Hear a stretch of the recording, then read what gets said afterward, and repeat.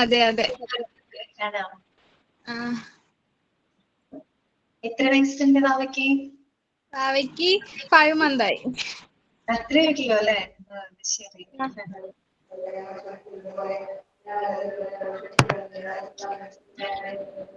അപ്പൊ നമുക്ക് ഇന്നത്തെ ക്ലാസ് സ്റ്റാർട്ട് ചെയ്യാം കേട്ടോ.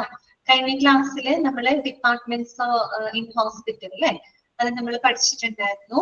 നമ്മള് ഓർക്കുന്നുണ്ടല്ലോ അല്ലെ? മെഡിക്കൽ ഡിപ്പാർട്ട്മെന്റുകൾ ഉണ്ട്, സപ്പോർട്ടീവ് ഡിപ്പാർട്ട്മെന്റുകൾ, പിന്നെന്തായിരുന്നു അഡ്മിനിസ്ട്രേറ്റീവ് ഡിപ്പാർട്ട്മെന്റ്. എല്ലാ ഡിപ്പാർട്ട്മെന്റ്സുകളെ പറ്റി നിങ്ങൾക്ക് ഒരു ഇൻഫർമേഷൻ കിട്ടിയോ? ഓക്കെ ആണോ? വായിച്ചൊക്കെ നോക്കിയോ?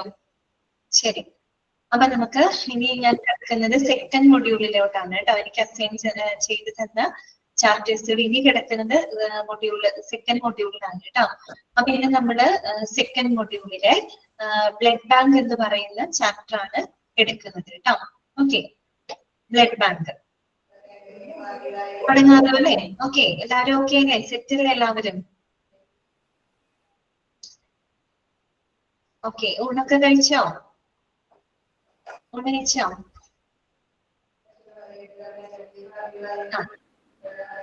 ഓക്കെ, അത് ശരി, നമുക്ക് തുടങ്ങാം കേട്ടോ. ഞാൻ ഓൾ മ്യൂട്ട് ചെയ്യാനേ.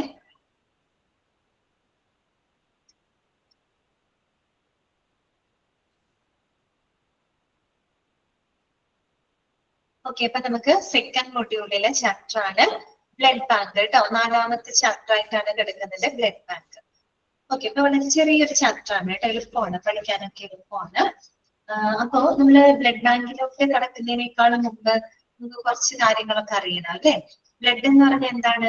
ബ്ലഡ് എന്താണ്? നമ്മുടെ ജീവന്റെ നദി എന്നാണ് അറിയപ്പെടുന്നത് അല്ലെ?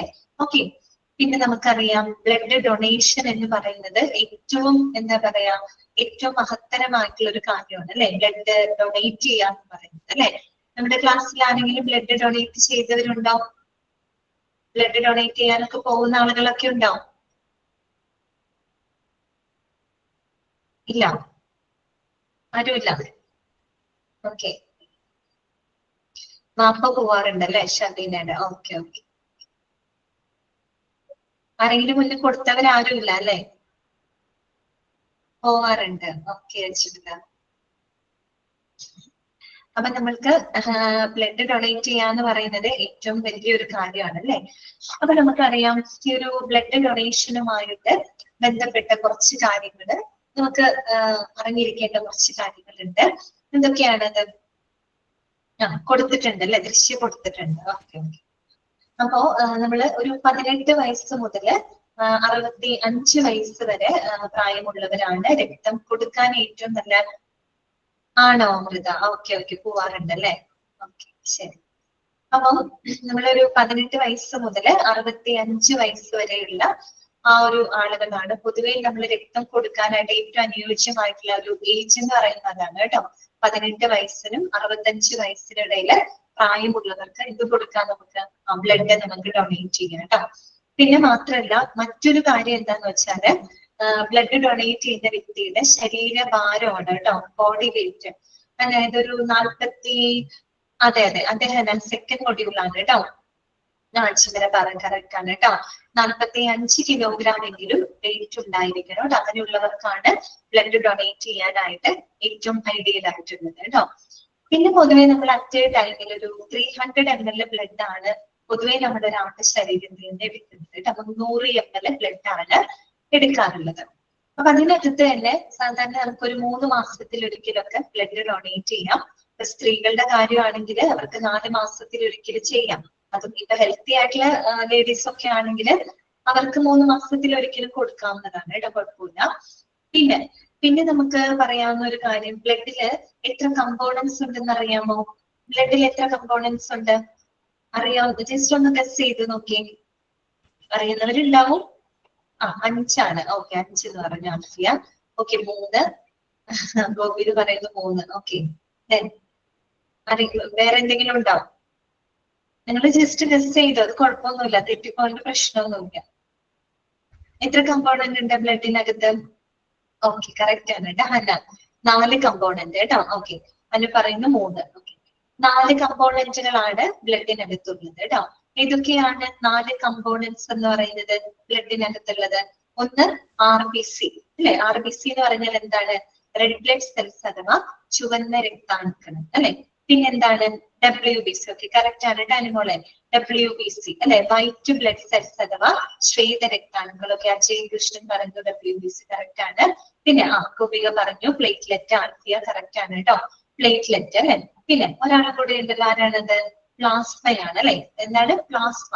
ഓക്കെ, കറക്റ്റ് ആണ് കേട്ടോ. Jisha, Shinu, Anumol, plasma, platelet. Okay, Amritha correct ആണ്. അപ്പൊ ഏതൊക്കെയാണ് 4 കമ്പോണന്റുകള്? ഒന്ന് ഏതൊക്കെയാണ്? RBC, അതുപോലെ WBC, പ്ലേറ്റ്ലെറ്റ്, പ്ലാസ്മ. ഈ 4 കമ്പോണന്റുകളുണ്ട്. 4 കമ്പോണന്റുകളുടെ ഫങ്ഷൻസുകള് നമുക്ക് ഈ ഒരു ചാപ്റ്ററിനകത്ത് പഠിക്കാനായിട്ട്. ഓക്കെ, അതൊക്കെ നമുക്ക് പൊതുവെ നിങ്ങൾക്ക് അറിയാവുന്ന കാര്യങ്ങളാണ് അല്ലെ? പിന്നെ അപ്പൊ നമുക്ക് പിന്നെ ആരാണ് ഡോണർ എന്ന് പറഞ്ഞാൽ? ആരാണ് ഡോണർ? ദാതാവ് അല്ലെ? ബ്ലഡ് കൊടുക്കുന്ന വ്യക്തിനെയാണ് നമ്മൾ ഡോണർ എന്ന് പറയുന്നത്. ഇതൊക്കെ നിങ്ങൾക്ക് അറിയാവുന്ന കാര്യങ്ങളാണ്, ഇങ്ങനെ പറയുന്നത് മാത്രം. ഡോണർ അഥവാ ദാതാവ് അല്ലെ? അതുപോലെ ബ്ലഡ് സ്വീകരിക്കുന്ന വ്യക്തികളെ നമ്മൾ എന്താ പറയാ? റെസിപ്പിയന്റ് ആണ് പറയാ അല്ലെ? റെസിപ്പിയന്റ്. ഓക്കെ, അപ്പൊ നമുക്കിനി ബ്ലഡ് ബാങ്കിലോട്ട് വരാം അല്ലെ? അപ്പൊ ഈ ബ്ലഡ് ബാങ്കിനെ പറ്റി പറയുകയാണെങ്കിൽ ശരിക്കും പറഞ്ഞാല് 1ാം ലോക മഹായുദ്ധകാലത്ത് നമ്മുടെ എന്താണ് റെഡ് ക്രോസ് സൊസൈറ്റി ഉണ്ട്. അവരാണ് ഈ ബ്ലഡ് ബാങ്ക് എന്ന് പറയുന്ന ആശയം, ആ ഒരു കൺസെപ്റ്റ് ആദ്യമായിട്ട് കൊണ്ടുവരുന്നത് റെഡ് ക്രോസ് സൊസൈറ്റിയാണ് കേട്ടോ. ആ ഒരു കാലഘട്ടത്തില്, 1ാം ലോക മഹായുദ്ധ കാലഘട്ടത്തില്. അപ്പോ അന്നെന്ന് പറഞ്ഞു കഴിഞ്ഞാല് നമ്മള് ഹോൾ ബ്ലഡ് ആയിട്ടായിരുന്നു കളക്ട് ചെയ്തിരുന്നത്. WHO ഹോൾ ആണ് കേട്ടോ ഉദ്ദേശിച്ചത്. ഹോൾ ബ്ലഡ് ആയിട്ടായിരുന്നു അന്ന് കളക്ട് ചെയ്തിട്ട് കുപ്പികളിലായിരുന്നു അന്ന് കാലങ്ങളിൽ സൂക്ഷിച്ചിരുന്നത്.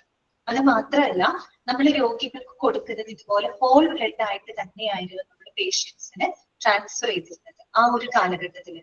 പക്ഷെ അത് ചെയ്യുമ്പോൾ ഒരു പ്രശ്നമുണ്ട്. എന്താണെന്നറിയോ? നമ്മൾ ഈ ഹോൾ ബ്ലഡ് കൊടുക്കുന്ന സമയത്ത് സ്വാഭാവികമായിട്ടും നമ്മുടെ പേഷ്യന്റിന്റെ ശരീരത്തിൽ ഫ്ലൂയിഡ് ഓവർലോഡ് ആവാനായിട്ട് തുടങ്ങും. അങ്ങനെ അത് മറ്റു പല അസുഖങ്ങൾക്കും കാരണമാകും. അതെങ്ങനെ ഫ്ലൂയിഡ് ഓവർലോഡ്? ഞാൻ പറഞ്ഞു, ഹോൾ ബ്ലഡ് ആയിട്ട് കളക്ട് ചെയ്യുന്നു. അത് കുപ്പികളിലായിരുന്നു അന്ന് കാലങ്ങളിൽ സൂക്ഷിച്ചിരുന്നത്. ഹോൾ ബ്ലഡ് ആയിട്ട് തന്നെയാണ് നമ്മൾ മറ്റു പേഷ്യൻസിന് കൊടുത്തിരുന്നത്. കാര്യം എന്താണെന്ന് വെച്ചാൽ അങ്ങനെ വരുമ്പോൾ അവരുടെ ശരീരത്തിന് ഫ്ലൂയിഡ് ഓവർലോഡ് ആവും. പിന്നെ അത് മൂലം മറ്റു പല ഇഷ്യൂസ് കാര്യങ്ങളൊക്കെ വരും. കാര്യം എന്താന്ന് വെച്ചാൽ എല്ലാ ആളുകൾക്കും എല്ലാ കമ്പോണന്റുകളും ആവശ്യമില്ല. എല്ലാ ആളുകൾക്കും എല്ലാ കമ്പോണന്റ്സും ആവശ്യമില്ല. ആവശ്യമുള്ള കമ്പോണന്റ് മാത്രം കൊടുത്താൽ മതി.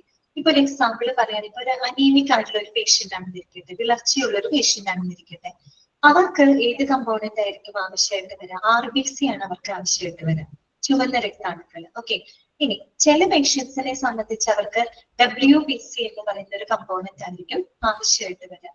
മറ്റു ചില പേഷ്യൻസിനാണെങ്കിൽ പ്ലേറ്റ്ലെറ്റ് ആയിരിക്കും ആവശ്യമായിട്ട് വരാം. പ്രത്യേകിച്ച് ഡെങ്കി ഫീവർ ഒക്കെ വന്നിട്ടുള്ള പേഷ്യൻസ് ഒക്കെ ആണെങ്കിൽ അവർക്ക് പ്ലേറ്റ്ലെറ്റ് ആണ് ആവശ്യമായിട്ട് വരാറുള്ളത്. അതുപോലെ ഈ ലിവർ ഡിസീസ് ഒക്കെ വന്നിട്ടുള്ള രോഗികളാണെങ്കിൽ അവർക്ക് പ്ലാസ്മ എന്ന് പറയുന്ന കമ്പോണന്റ് ആണ് ആവശ്യമായിട്ട് വരുന്നത്. എന്ന് പറഞ്ഞാല് എല്ലാവർക്കും എല്ലാം ആവശ്യമില്ല. ആവശ്യമുള്ള കമ്പോണന്റ് മാത്രം എന്ത് ചെയ്താൽ മതി?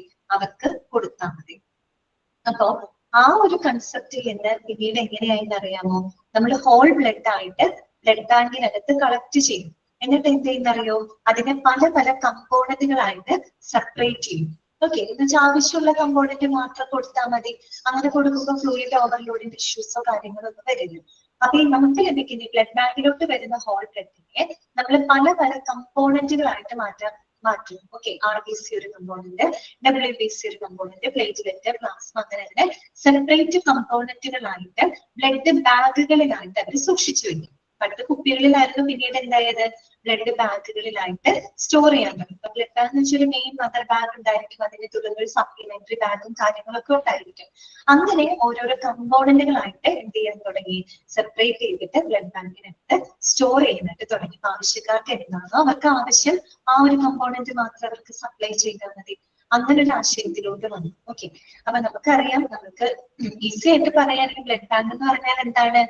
ബ്ലഡ് കളക്ട് ചെയ്യുന്നു, സ്റ്റോർ ചെയ്യുന്നു, ആവശ്യക്കാർക്ക് വിതരണം ചെയ്യുന്ന ഒരു സ്ഥലം. അതാണ് എന്ത്? Blood bank. ഈസി ആയിട്ട് പറയാൻ അത്രയേ ഉള്ളൂ അല്ലെ? പക്ഷെ നമ്മൾക്കറിയാം ബ്ലഡ് ബാങ്ക് എന്ന് പറയുമ്പോൾ അതിനകത്ത് ഒരുപാട് കാര്യങ്ങൾ, ഒരുപാട് എന്താ പറയാ ടെസ്റ്റുകളും അതുപോലെ തന്നെ എന്താ പറയാ കമ്പാറ്റബിലിറ്റി ടെസ്റ്റുകളും അതുപോലെ ട്രാൻസ്ഫ്യൂഷൻ ടെസ്റ്റുകളും ഒക്കെ നടക്കുന്നുണ്ട് ഒരു ബ്ലഡ് ബാങ്കിനകത്ത് കേട്ടോ. അപ്പൊ അത് വളരെ ഡീറ്റെയിൽഡ് ആയിട്ട് തന്നെ നമ്മൾ ഈ ഒരു ചാപ്റ്ററിനകത്ത് പഠിക്കുന്നുണ്ട്. ചെറിയൊരു ചാപ്റ്റർ ആണ്, എളുപ്പമാണ് കേട്ടോ പഠിക്കാനൊക്കെ ആയിട്ട് എളുപ്പമുള്ള ഒരു ചാപ്റ്റർ ആണ്. മനസ്സിലായപ്പോ നമുക്ക് തുടങ്ങാം കേട്ടോ. ഇൻട്രൊഡക്ഷൻ വായിക്കാണ്.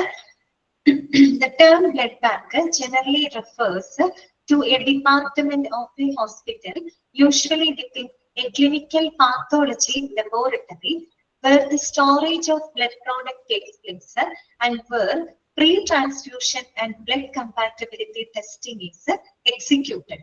Okay. അപ്പൊ അതൊരു വലിയൊരു സെന്റൻസ് ആണ് അല്ലെ. എന്താണ് അവിടെ പറയുന്നത്? നമുക്ക് ഇവിടെ പരിചയമില്ലാത്ത കുറച്ച് വേർഡ്സുകളൊക്കെ ഉണ്ട് കേട്ടോ. അപ്പൊ ഈ ബ്ലഡ് ബാങ്ക് എന്ന് പറയുന്നത് എന്തിന്റെ തന്നെ ഭാഗമാണ്? It is the department of A hospital, usually within A clinical pathology laboratory അല്ലെ. ഒരു ക്ലിനിക്കൽ പാത്തോളജി ലബോറട്ടറിയുടെ ഭാഗമായിട്ടുള്ള ഒരു സപ്പോർട്ടീവ് ഡിപ്പാർട്ട്മെന്റ് ആണ് ഇത് ബ്ലഡ് ബാങ്ക് എന്ന് പറയുന്നത്. എന്താണ് പാത്തോളജി എന്ന് പറഞ്ഞാല്? പാത്തോളജി എന്ന് പറഞ്ഞാൽ എന്താണ്? സ്റ്റഡി ഓഫ് ഡിസീസസ് ആണ് കേട്ടോ. രോഗങ്ങളെ കുറിച്ചുള്ള പഠനം. അതിനെയാണ് നമ്മൾ എന്ത് പറയുന്നത്?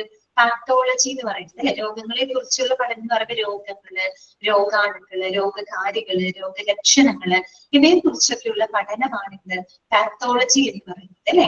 അപ്പോ നമ്മുടെ ലാബുകള് അല്ലെ, അത്തരത്തിലുള്ള ഒരു പാത്തോളജി ലബോറട്ടറിയുടെ ഒരു ഭാഗം തന്നെയാണ് എന്ത് ബ്ലഡ് ബാങ്ക് എന്ന് പറയുന്നത്. കാര്യം അതിനകത്ത് ഒരുപാട് ടെസ്റ്റുകൾ നടക്കുന്നുണ്ട്. ഓക്കെ. പിന്നെന്താണ്? Storage of blood product takes place അല്ലെ. ബ്ലഡ് പ്രോഡക്റ്റുകൾ, ബ്ലഡ് പ്രോഡക്റ്റ് എന്ന് പറഞ്ഞാൽ എന്താണ്? നമ്മൾ ഈ പറഞ്ഞ ബ്ലഡ് കമ്പോണന്റുകൾ അല്ലെ, RBC, WBC, പ്ലേറ്റ്ലെറ്റ്, പ്ലാസ്മ അങ്ങനെയുള്ള കമ്പോണന്റുകൾ അല്ലെ. ഇത്തരം കമ്പോണന്റുകൾ എന്ത് ചെയ്ത് വെക്കുന്നുണ്ട്? സ്റ്റോർ ചെയ്ത് വെക്കുന്നു. പിന്നെന്താണ് പറയുന്നത്? pre-transfusion and blood compatibility testing is executed. അവിടെ നമുക്ക് രണ്ട് വാക്കുകൾ അറിയില്ല അല്ലെ. എന്താണ് പ്രീ ട്രാൻസ്ഫ്യൂഷൻ, അതുപോലെ കമ്പാറ്റബിലിറ്റി എന്നൊക്കെ പറഞ്ഞാൽ എന്താണ് ഉദ്ദേശിക്കുന്നത്? ആദ്യം തന്നെ പ്രീ ട്രാൻസ്ഫ്യൂഷൻ പറയുന്നേക്കാണ് മുമ്പ് ട്രാൻസ്ഫ്യൂഷൻ എന്താണെന്ന് പറയാം. ട്രാൻസ്ഫ്യൂഷൻ നിങ്ങൾക്ക് പഠിക്കാനുണ്ട് കേട്ടോ ഈ ചാപ്റ്ററിനകത്തുണ്ട്. ട്രാൻസ്ഫ്യൂഷൻ എന്ന് പറഞ്ഞാൽ എന്താണ്? It is the process of transferring the blood components from one person to another person. അതായത് എന്താണ്? നമ്മളൊരു വ്യക്തിയിൽ നിന്ന്, അതായത് നമ്മുടെ ഡോണറിൽ നിന്ന് നമ്മൾ ബ്ലഡ് മറ്റൊരു വ്യക്തിയിലോട്ട്, ദാറ്റ് മീൻസ് റെസിപ്പിയന്റിലോട്ട് ട്രാൻസ്ഫർ ചെയ്യുന്ന ഒരു പ്രോസസ്സിനെയാണ് നമ്മൾ എന്ത് പറയുന്നത്? ട്രാൻസ്ഫ്യൂഷൻ എന്ന് പറയുന്നത്. എന്താണ് ട്രാൻസ്ഫ്യൂഷൻ എന്ന് പറഞ്ഞാല്? ബ്ലഡ് നമ്മൾ ഒരാളുടെ ശരീരത്തിൽ നിന്ന് മറ്റൊരു ശരീരത്തിലോട്ട്, മറ്റൊരാളിലേക്ക് ട്രാൻസ്ഫർ ചെയ്യുന്ന ഒരു പ്രോസസ്സിനെയാണ് ട്രാൻസ്ഫ്യൂഷൻ എന്നുകൊണ്ട് ഉദ്ദേശിക്കുന്നത്. അപ്പൊ ഇവിടെ പറഞ്ഞ എന്താണ്? പ്രീ ട്രാൻസ്ഫ്യൂഷൻ ആണ് അല്ലെ. അതായത് ട്രാൻസ്ഫ്യൂഷന് മുമ്പ് നടത്തുന്ന ടെസ്റ്റുകൾ. നമുക്ക് പെട്ടെന്ന് ഒരാളുടെ ബ്ലഡ് എടുത്ത് മറ്റൊരാളിലേക്ക് കൊടുക്കാൻ പറ്റുമോ? ഇല്ല. ഒരുപാട് കാര്യങ്ങൾ ടെസ്റ്റ് ചെയ്യണം അല്ലെ. അതായത് ബ്ലഡ് ഗ്രൂപ്പ് എല്ലാവർക്കും എല്ലാം ആക്സെപ്റ്റ് ചെയ്യാൻ പറ്റും. എല്ലാ ബ്ലഡ് ഗ്രൂപ്പ് അതുപോലെ എല്ലാവർക്കും എല്ലാ ബ്ലഡ് കൊടുക്കാൻ പറ്റില്ല, എല്ലാവർക്കും എല്ലാം സ്വീകരിക്കാനും പറ്റില്ല അല്ലെ. നമുക്ക് എന്തൊക്കെ നോക്കണം? ഗ്രൂപ്പ് നോക്കണം, അങ്ങനെ ഒരുപാട് കാര്യങ്ങളുണ്ട് അല്ലെ. അതുകൂടാതെ നമ്മൾ ഈ കൊടുക്കുന്ന ബ്ലഡിൽ ഏതെങ്കിലും തരത്തിലുള്ള ഇൻഫെക്ഷൻസ് ഒക്കെ ഉണ്ടോ എന്ന് ആദ്യം ചെക്ക് ചെയ്യണം അല്ലെ. അതൊക്കെ ചെക്ക് ചെയ്തതിന് ശേഷം മാത്രമേ നമുക്ക് എന്ത് ചെയ്യാൻ പറ്റുള്ളൂ? ആ ഒരു ബ്ലഡ് സേഫ് ആയിട്ട് മറ്റൊരാളുടെ ശരീരത്തിലോട്ട് ട്രാൻസ്ഫർ ചെയ്യാനായിട്ട് പറ്റുള്ളൂ അല്ലെ. അപ്പൊ ആ ഒരു രീതിയിൽ പ്രീ ട്രാൻസ്ഫ്യൂഷൻ ടെസ്റ്റുകള്, അതായത് ട്രാൻസ്ഫ്യൂഷന് മുമ്പായിട്ട് നടത്തുന്ന ടെസ്റ്റുകളും, പിന്നെന്താണ് പറയുന്നത്? ബ്ലഡ് കമ്പാറ്റബിലിറ്റി ടെസ്റ്റിംഗ് അല്ലെ. കമ്പാറ്റബിലിറ്റി എന്ന് പറഞ്ഞാൽ എന്താ ഉദ്ദേശിക്കുന്നത്? സ്യൂട്ടബിലിറ്റി ആണ്, അതായത് അനുയോജ്യത അല്ലെ. നേരത്തെ പറഞ്ഞില്ലേ, എല്ലാവർക്കും എല്ലാ ബ്ലഡ് കൊടുക്കാനും പറ്റില്ല, എല്ലാവർക്കും എല്ലാം സ്വീകരിക്കാനായിട്ട് പറ്റില്ല അല്ലെ. അപ്പൊ അതത് ബ്ലഡ് ഗ്രൂപ്പിൽ അതായത് അനുയോജ്യമായിട്ടുള്ള ബ്ലഡ് ഗ്രൂപ്പും മറ്റുമൊക്കെ നോക്കിയിട്ട് വേണം നമുക്കത് ട്രാൻസ്ഫർ ചെയ്യാനായിട്ട് അല്ലെ. അപ്പൊ അത്തരത്തിലുള്ള എന്താണ് രക്ത അനുയോജ്യത പരിശോധനകളും എവിടെ നടക്കുന്നുണ്ട്? ബ്ലഡ് ബാങ്കിനകത്ത് നടക്കുന്നുണ്ട്. അപ്പൊ വെറും ബ്ലഡ് ബാങ്ക് എന്ന് പറഞ്ഞാൽ വെറുതെ ബ്ലഡ് സ്റ്റോർ ചെയ്ത് വെക്കുന്നു, വിതരണം ചെയ്യുന്ന ഒരു സ്ഥലം മാത്രമല്ല, എന്തുകൂടിയാണ് അവിടെ എന്തുണ്ട്? പ്രീ ട്രാൻസ്ഫ്യൂഷൻ ടെസ്റ്റുകളും ബ്ലഡ് കമ്പാറ്റബിലിറ്റി ടെസ്റ്റുകളൊക്കെ നടക്കുന്നുണ്ട്. ക്ലിയർ ആയോ പറഞ്ഞത്? ഓക്കെ ആണോ? മനസ്സിലായോ? ബ്ലഡ് ബാങ്ക് എന്താണെന്ന് മനസ്സിലായോ? അപ്പൊ അതൊരു ക്ലിനിക്കൽ പാത്തോളജി ലബോറട്ടറിയുടെ ഭാഗമാണ്. അവിടെ പ്രീ ട്രാൻസ്ഫ്യൂഷൻ ടെസ്റ്റുകളും അതുപോലെ തന്നെ ബ്ലഡ് കമ്പാറ്റബിലിറ്റി ടെസ്റ്റുകളും നടക്കുന്നുണ്ട്. ഓക്കെ. ഇനി എന്താണ് പറയുന്നത്? Blood banking involves task related to blood collection, processing, testing, separation and storage. Okay, നമ്മൾ പറഞ്ഞതാണ് അല്ലെ, ഒരു ബ്ലഡ് ബാങ്ക് എന്ന് പറയുമ്പോൾ അവിടെ എന്തൊക്കെ കാര്യങ്ങൾ നടക്കുന്നുണ്ട്, ബ്ലഡിന്റെ കളക്ഷൻ നടക്കുന്നുണ്ട് അല്ലെ, ബ്ലഡ് കളക്ട് ചെയ്യുന്നു, അതിനെ പ്രോസസ് ചെയ്യുന്നു അല്ലെ, നമ്മൾ അതിന് പല പല കമ്പോണന്റുകളായിട്ട് ഇങ്ങനെ തിരിക്കുന്ന പല പ്രോസസ്സിങ്ങിലൂടെയാണ് അല്ലെ നമ്മൾ ഈ പറയുന്ന ബ്ലഡ് ബാങ്കിനകത്ത് ബ്ലഡ് നമ്മൾ എങ്ങനെ സ്റ്റോർ ചെയ്ത് വെക്കുന്നത്, ആന്റി കൊയാഗുലന്റുമായിട്ട് മിക്സ് ചെയ്തുകൊണ്ടാണ് നമ്മൾ സ്റ്റോർ ചെയ്ത് വെക്കുന്നത് അല്ലെ. സാധാരണ നമുക്കൊരു മുറിവ് സംഭവിച്ചാൽ തന്നെ ഒരു 3 to 4 മിനിറ്റ്സിനുള്ളിൽ നമ്മുടെ ബ്ലഡ് കട്ടയാവും അല്ലെ. അപ്പൊ ബ്ലഡ് ബാങ്കിനകത്ത് എങ്ങനെ ബ്ലഡ് സ്റ്റോർ ചെയ്ത് വെക്കുന്നത്, ആന്റി കൊയാഗുലന്റുമായിട്ട് മിക്സ് ചെയ്തുകൊണ്ടാണ് ബ്ലഡ് ബാങ്കിനകത്ത് സ്റ്റോർ ചെയ്ത് വെക്കുന്നത് കേട്ടോ. അപ്പൊ എന്തൊക്കെ പ്രോസസ്സ്, എന്തൊക്കെ ഫങ്ഷൻസ് അവിടെ നടക്കുന്നുണ്ട്, ബ്ലഡ് കളക്ഷൻ ഉണ്ട്, പ്രോസസിംഗ് ഉണ്ട്, ടെസ്റ്റിംഗ് ഉണ്ട് അല്ലെ. നമ്മൾ പറഞ്ഞില്ലേ പ്രീ ട്രാൻസ്ഫ്യൂഷൻ ടെസ്റ്റുകള്, കമ്പാറ്റബിലിറ്റി ടെസ്റ്റുകൾ നടക്കുന്നുണ്ട്. പിന്നെ എന്താണ്, സെപ്പറേഷൻ അല്ലെ, നമ്മൾ ബ്ലഡിന് എന്ത് ചെയ്യാണ്, ഹോൾ ബ്ലഡ് ആയിട്ടാണ് നമ്മൾ കൊണ്ടുവരുന്നത് അല്ലെ. അതിന് നമ്മൾ RBC, WBC, പ്ലേറ്റ്ലെറ്റ്, പ്ലാസ്മ, അങ്ങനെ തന്നെ നമ്മൾ പല പല കമ്പോണന്റുകളായിട്ട് സെപ്പറേറ്റ് ചെയ്തു. then എന്താണ്, സ്റ്റോറേജ്. പിന്നെ നമ്മൾ എന്ത് ചെയ്യുന്നു, ആന്റി കൊയാഗുലന്റുമായിട്ട് മിക്സ് ചെയ്തുകൊണ്ട് അതിനെ പ്രോപ്പർ ആയിട്ടുള്ള രീതിയിൽ സ്റ്റോർ ചെയ്ത് വെക്കുന്നു. ഓക്കെ, അടുത്തത് എന്താണ്, WHO developed a global approach to blood safety to curtail the burden of diseases due to the unsafe blood transfusion അല്ലെ, വേൾഡ് ഹെൽത്ത് ഓർഗനൈസേഷൻ അല്ലെ. അപ്പൊ നമുക്കറിയാം വളരെ സുരക്ഷിതമല്ലാത്ത ഒരു ബ്ലഡ് ട്രാൻസ്ഫ്യൂഷനിലൂടെ ഒരുപാട് അസുഖങ്ങൾ ഉണ്ടാവാൻ ചാൻസ് ഉണ്ട് അല്ലെ. നമ്മൾ ഏറ്റവും സുരക്ഷിതമായിട്ട് വേണം ബ്ലഡ് ട്രാൻസ്ഫർ ചെയ്യാനായിട്ട് അല്ലെ. അങ്ങനെ അല്ലാന്നുണ്ടെങ്കിൽ എന്ത് സംഭവിക്കും, ഒരുപാട് രോഗങ്ങൾ ഉണ്ടാവാനായിട്ട് കാരണമാവും അല്ലെ. ഒരാൾക്ക് ഉള്ള രോഗം മറ്റൊരാളിലേക്ക് വരും, അയാളിൽ നിന്ന് മറ്റൊരാളിലേക്ക് അങ്ങനെ സ്പ്രെഡ് ചെയ്തു പോകും അല്ലെ. അപ്പൊ അത്തരത്തില് സുരക്ഷിതമല്ലാത്ത ഒരു ബ്ലഡ് ട്രാൻസ്ഫ്യൂഷനിലൂടെ ഉണ്ടായേക്കാവുന്ന രോഗങ്ങളെ തടയാൻ വേണ്ടിയിട്ട് നമ്മുടെ വേൾഡ് ഹെൽത്ത് ഓർഗനൈസേഷൻ തന്നെ ഒരു ഗ്ലോബൽ അപ്രോച്ച് തന്നെ, അതായത് കൃത്യമായിട്ട് ഈ ട്രാൻസ്ഫ്യൂഷനെ സംബന്ധിക്കുന്ന ഒരു പ്രോട്ടോകോള് അവരെന്ത് ചെയ്തിട്ടുണ്ട്, മുന്നോട്ട് വെച്ചിട്ടുണ്ട്. ഓക്കെ, ഏറ്റവും സേഫ് ആയിട്ടുള്ള രീതിയിൽ ബ്ലഡ് ഡൊണേഷൻ നടത്താനായിട്ട് നമ്മുടെ വേൾഡ് ഹെൽത്ത് ഓർഗനൈസേഷൻ ഒരു എന്താ പറയുക ഗ്ലോബൽ അപ്രോച്ച് അത്രയും ഒരു ആഗോള സമീപനം തന്നെ കൃത്യമായിട്ടുള്ള ഒരു പ്രോട്ടോകോള് തന്നെ അതിനായിട്ട് മുന്നോട്ട് കൊണ്ടുവന്നിട്ടുണ്ട്. ഓക്കെ, ഇനി അടുത്തതൊരു ഇമ്പോർട്ടന്റ് പോയിന്റ് ആണ്, അണ്ടർലൈൻ ചെയ്ത് വെക്കാം കേട്ടോ. An average person carries almost 5 liters of blood കേട്ടോ. അതായത് ശരാശരി ആരോഗ്യവാനായിട്ടുള്ള ഒരാളുടെ ശരീരത്തില് എത്ര ലിറ്റർ ആണ് ബ്ലഡ് ഉണ്ടാവുക, 5 ലിറ്റർ ബ്ലഡ് ഉണ്ടായിരിക്കും. അത് പലതവണ ചോദിച്ചിട്ടുണ്ട് കേട്ടോ, അതൊന്നും നോട്ട് ചെയ്ത് വെക്കണേ.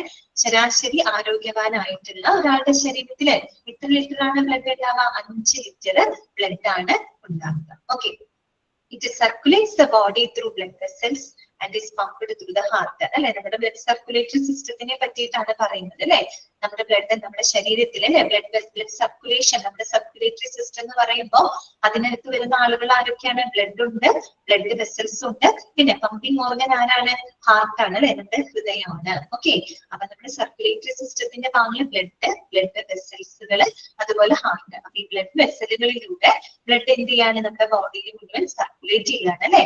പമ്പിങ് ഓർഗൻ ആരാണ്, ഹാർട്ട്. ഓക്കെ, അപ്പൊ ഇവിടെ നിങ്ങൾ മനസ്സിലാക്കേണ്ട കാര്യം ഇത്രയേ ഉള്ളൂ. ബ്ലഡ് ബാങ്ക് എന്ന് പറയുമ്പോൾ അവിടെ ധാരാളം ഫംഗ്ഷൻസുകൾ നടക്കുന്നുണ്ട്. അതൊരു ക്ലിനിക്കൽ പാത്തോളജി ലബോറട്ടറിയുടെ തന്നെ ഭാഗമാണ്. ഒരു ലാബ് എന്ന് പറയുമ്പോൾ അവിടെ രക്തത്തിന്റെ ബ്ലഡ് ടെസ്റ്റ് കാര്യങ്ങളൊക്കെ നടക്കുന്നില്ലേ, അതുപോലെ തന്നെയാണ് ബ്ലഡ് ബാങ്കിനകത്തും. അവിടെ എന്താണ്, ധാരാളം ടെസ്റ്റുകൾ നടക്കുന്നുണ്ട്. ഈ ടെസ്റ്റുകളൊക്കെ നടത്തി സേഫ് ആയതിനു ശേഷമാണ് നമ്മൾ മറ്റൊരാളിനോട് എന്ത് ചെയ്യുന്നത്, ആ ബ്ലഡ് നമ്മൾ ട്രാൻസ്ഫർ ചെയ്യുന്നത് കേട്ടോ. ശരാശരി ആരോഗ്യവാനായിട്ടുള്ള ഒരാളുടെ ശരീരത്തിൽ 5 ലിറ്റർ ബ്ലഡ് ഉണ്ടായിരിക്കും. ഓക്കെ, ക്ലിയർ ആണല്ലോ, മനസ്സിലായില്ലേ?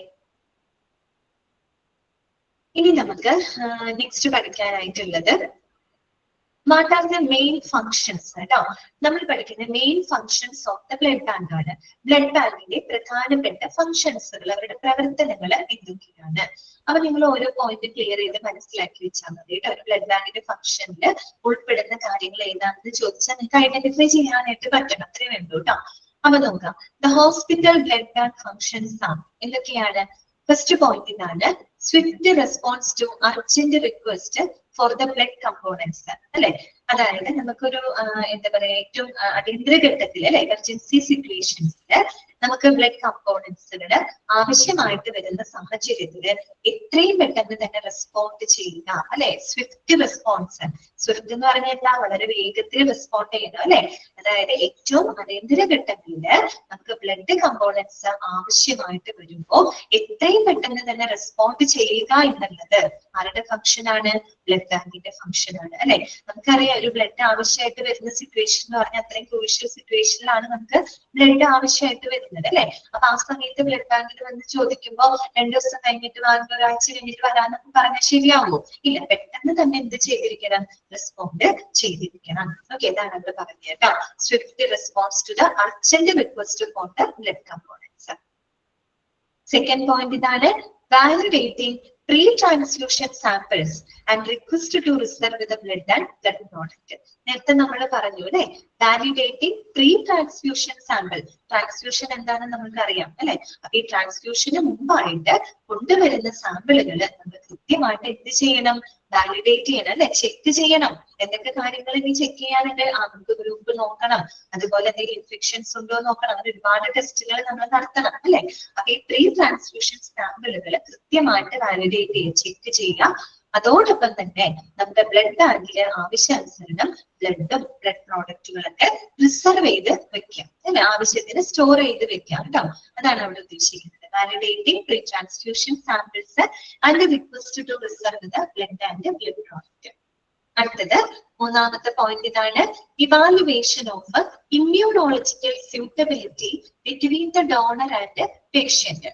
എന്താണ് evaluation of immunological suitability between the donor and patient അല്ലെ. ഈ പറയുന്ന ഡോണറിനും പേഷ്യന്റിനും ഇടയിലുള്ള ആ ഒരു ബ്ലഡ് സ്യൂട്ടബിലിറ്റി അല്ലെ, അതായത് രക്ത അനുയോജ്യത. അവിടെ പറയുന്നത് ഇമ്മ്യൂണോളജിക്കൽ സ്യൂട്ടബിലിറ്റി അല്ലെ, ഒരു പ്രതിരോധപരമായിട്ടുള്ള ഒരു അനുയോജ്യത അത് കൃത്യമായിട്ട് എന്ത് ചെയ്യണം? വിലയിരുത്തണം. ഇതാണ് അവിടെ ഉദ്ദേശിക്കുന്നത്. അതായത് ഈ പറയുന്ന കറക്റ്റ് ബ്ലഡ് ഗ്രൂപ്പ് ആയിരിക്കണം. അതുകൂടാതെ ഇപ്പൊ ഒരു എക്സാമ്പിൾ പറയുകയാണെങ്കിൽ, ഇപ്പൊ ഞാൻ ഒരാളിൽ നിന്ന് ബ്ലഡ് സ്വീകരിക്കുകയാണെന്ന് ഇരിക്കട്ടെ. എനിക്ക് അങ്ങനെ ഒരു ബ്ലഡ് സ്വീകരിക്കേണ്ട ഒരു സാഹചര്യം തന്നെയാണ്. ഞാൻ മറ്റൊരാളിൽ നിന്ന് ബ്ലഡ് സ്വീകരിക്കുകയാണ്. അപ്പൊ ഗ്രൂപ്പുകളൊക്കെ നോക്കി ഓക്കെയാണ്, മാച്ചിങ് ആണ്. അത് കൂടാതെ എന്നെ സംബന്ധിച്ച്, എന്റെ ബോഡിയെ സംബന്ധിച്ച് വരുന്ന ബ്ലഡ് എന്ന് പറഞ്ഞാൽ എന്റെ ബോഡിയെ സംബന്ധിച്ച് അതൊരു ഫോറിൻ ബ്ലഡ് ആണ് അല്ലെ. എന്റെ ശരീരത്തിന്റെ ഭാഗമല്ലാത്ത ഒരു ബ്ലഡിനെയാണ് ഞാൻ സ്വീകരിക്കുന്നത്. കാര്യം ഗ്രൂപ്പിങ്ങും ഒക്കെ ഓക്കെയാണ്. എങ്കിലും എന്താണ്, എന്റെ ശരീരത്തിനെ സംബന്ധിച്ച് നോക്കുകയാണെങ്കിൽ അതൊരു ഫോറിൻ ആണ് അല്ലെ, ഒരു ഫോറിൻ ബ്ലഡ് ആണ് ഞാൻ അവിടെ എന്താണ് സ്വീകരിക്കുന്നത്.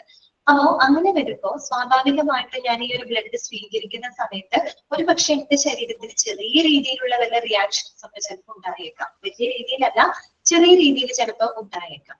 അപ്പോ അതുമൂലം ഉണ്ടാകുന്ന പ്രശ്നങ്ങളെ അത് അതിജീവിക്കണമെങ്കിൽ എന്ത് വേണം? ഞാൻ സ്വീകരിക്കുന്ന വ്യക്തിക്കും എനിക്കും ഏകദേശം ഒരേ രീതിയിലുള്ള ഇമ്മ്യൂണോളജിക്കൽ സ്യൂട്ടബിലിറ്റി ഉണ്ടായിരിക്കണം അല്ലെ.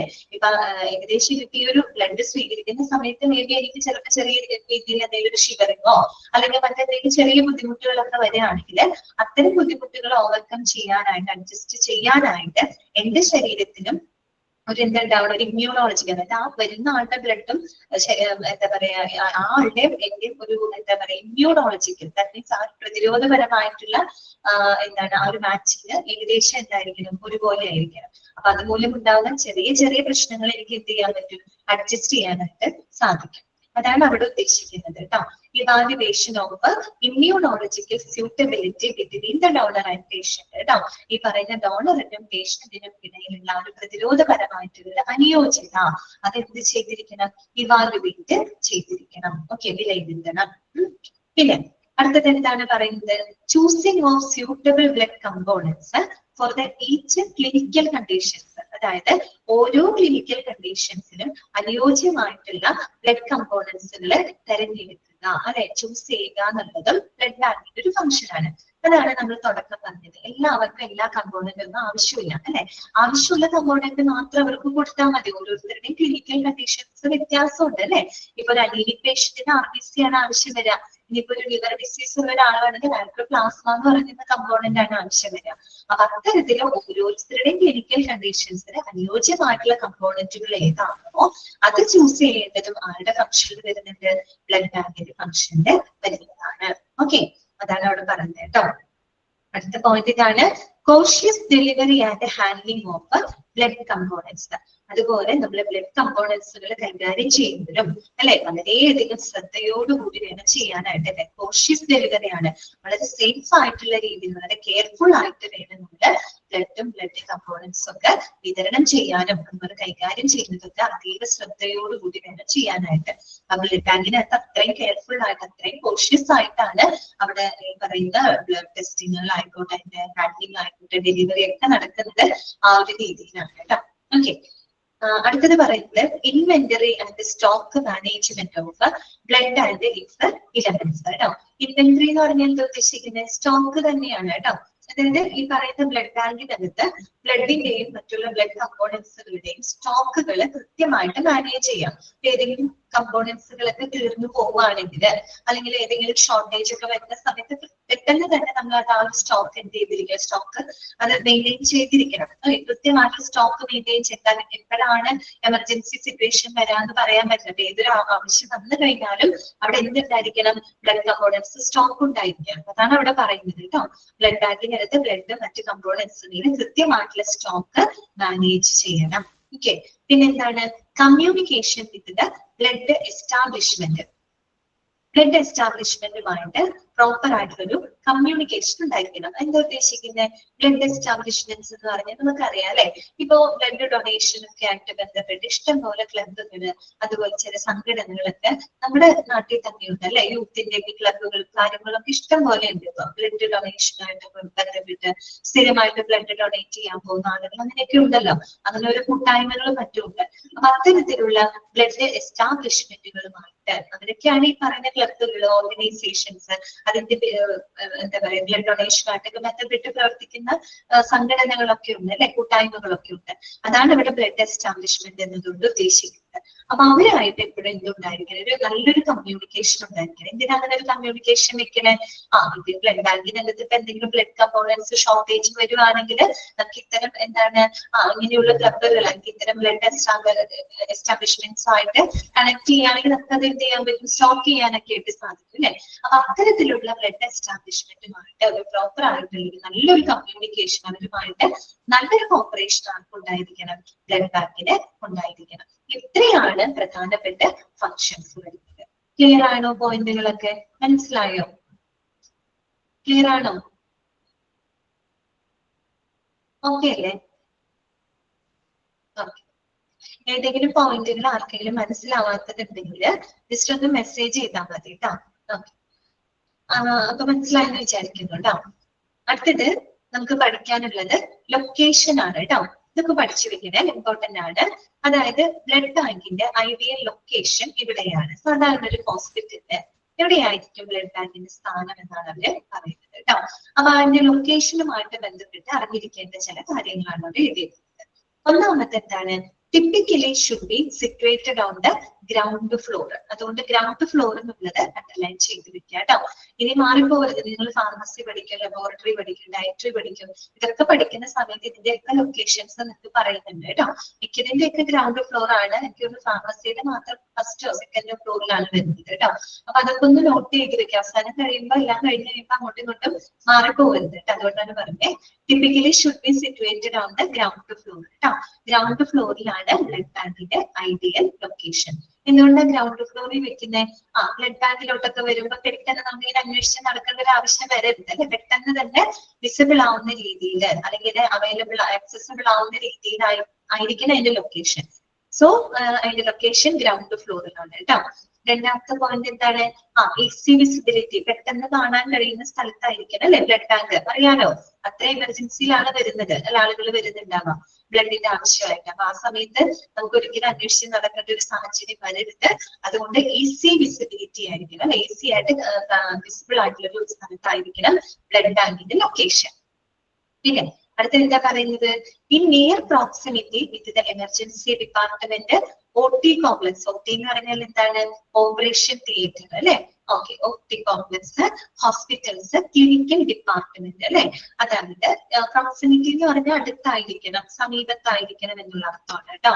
അതായത് ഒരു ഹോസ്പിറ്റലിന്റെ എമർജൻസി ഡിപ്പാർട്ട്മെന്റ് എന്ന് പറഞ്ഞാൽ എന്താ, കാഷ്വാലിറ്റി, അതുപോലെ തന്നെ ഒ.ടി അല്ലെ, ഓപ്പറേഷൻ തിയേറ്റർ, അതുപോലെ നമ്മുടെ ഹോസ്പിറ്റലിന്റെ മറ്റു പല ക്ലിനിക്കൽ ഡിപ്പാർട്ട്മെന്റുകളിലും അടുത്തായിട്ട് വേണം ഇതിന്റെ ലൊക്കേഷൻ, ബ്ലഡ് ബാങ്കിന്റെ ലൊക്കേഷൻ അല്ലെ. ഇപ്പൊ കാഷ്വാലിറ്റി എന്നൊക്കെ പറയുന്ന എമർജൻസി പേഷ്യൻസ് ആണ്.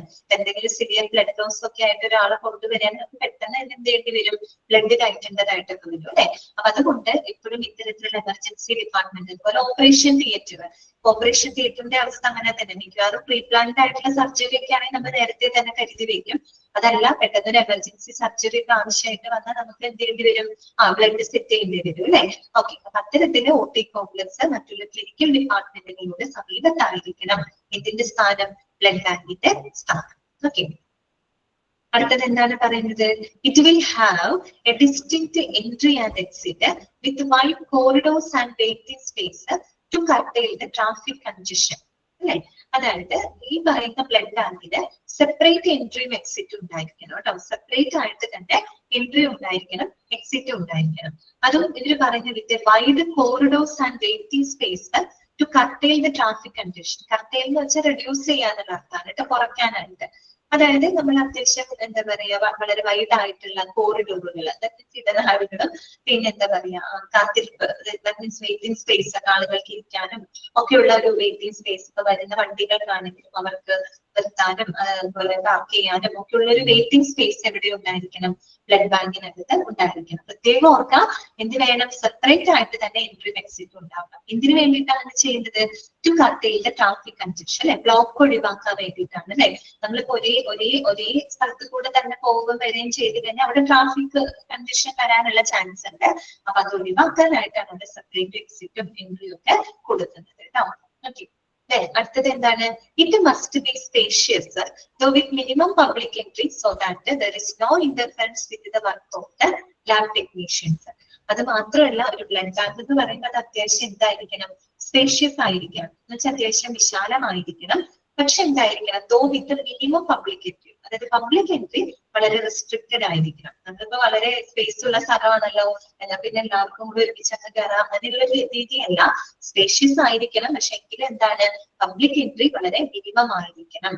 എന്തുകൊണ്ടാണ് അങ്ങനെ പറയാൻ കാരണം, so that there is no interference with the work of the lab technician. Blood ബാങ്കിൽ വർക്ക് ചെയ്യുന്ന ലാബ് ടെക്നീഷ്യൻസിന്റെ ജോലികൾക്ക് ഒരിക്കലും എന്ത് വരില്ല, അപ്പോ ഒരു തടസ്സം വരില്ല അല്ലെ. ആളുകൾ വരുന്ന സമയത്ത് അങ്ങനെയൊക്കെ വരുമ്പോഴാണ് അവർക്കും കൂടുതലൊരു അവരുടെ വർക്ക് അവർക്ക് സമാധാനമായിട്ട് ചെയ്യാൻ പറ്റില്ല അല്ലെ. ഒരു ഇന്റർഫറൻസ് വരാതിരിക്കാൻ വേണ്ടിയിട്ടാണ് പബ്ലിക് എൻട്രി എപ്പോഴും മിനിമം ആക്കണം എന്ന് പറയുന്നത്. എന്നാൽ അത്യാവശ്യം എന്തായിരിക്കണം, സ്പേഷ്യസ് ആയിരിക്കണം. ഓക്കെ, ക്ലിയർ ആയോ? ഈ ലൊക്കേഷനുമായിട്ട് ബന്ധപ്പെട്ട് പറഞ്ഞ കാര്യം ഇത്രയേ ഉള്ളൂ. ബ്ലഡ് ബാങ്കിന്റെ ഐഡിയ ലൊക്കേഷൻ 2 ഫ്ലോറിലാണ്, ഈസി വിസിബിലിറ്റി ആയിരിക്കണം. അതുപോലെ നമ്മുടെ ഹോസ്പിറ്റലിലെ emergency department, operation theatre complex, മറ്റുള്ള ഹോസ്പിറ്റൽ ഡിപ്പാർട്ട്മെന്റിനോട് ചേർന്നായിരിക്കണം ബ്ലഡ് ബാങ്കിന്റെ സ്ഥാനം. പിന്നെ ഒരു ബ്ലഡ് ബാങ്ക് എന്ന് പറയുമ്പോൾ അവിടെ സെപ്പറേറ്റ് എൻട്രിയും എക്സിറ്റും ഒക്കെ ഉണ്ടായിരിക്കണം. എന്തിനു വേണ്ടിയിട്ടാണ്, to reduce the traffic congestion. പിന്നെ ഈ പറയുന്ന പോലെ സ്പേഷ്യസ് ആയിരിക്കണം, എങ്കിലും അവിടെ പബ്ലിക് എൻട്രി കൂടെ എന്തായിരിക്കണം, മിനിമം ആകാനേ പാടുള്ളൂ അല്ലെ. എങ്കിൽ മാത്രമേ ലാബ് ടെക്നീഷ്യൻ അത്രയും ഒരുപാട് ടെസ്റ്റുകളും വളരെ ക്ലീൻ ആയിട്ടുള്ള കോൺസെൻട്രേറ്റഡ് ആയിട്ടുള്ള കോൺസെൻട്രേഷൻ ഒക്കെ ആവശ്യമായിട്ടുള്ള ടെസ്റ്റുകളും മറ്റുമൊക്കെയാണ് അവിടെ നടക്കുന്നത്. അതുകൊണ്ട് തന്നെ അവരുടെ ജോലികൾക്ക് ഒരിക്കലും തടസ്സം വരാത്ത രീതിയിലായിരിക്കണം നമ്മൾ പബ്ലിക് എൻട്രീനെ റെസ്ട്രിക്ട് ചെയ്തിരിക്കണം. അവിടെ മിനിമം ആക്കാനേ പാടുള്ളൂ. ഓക്കെ, ക്ലിയർ ആണല്ലോ, മനസ്സിലായില്ലേ?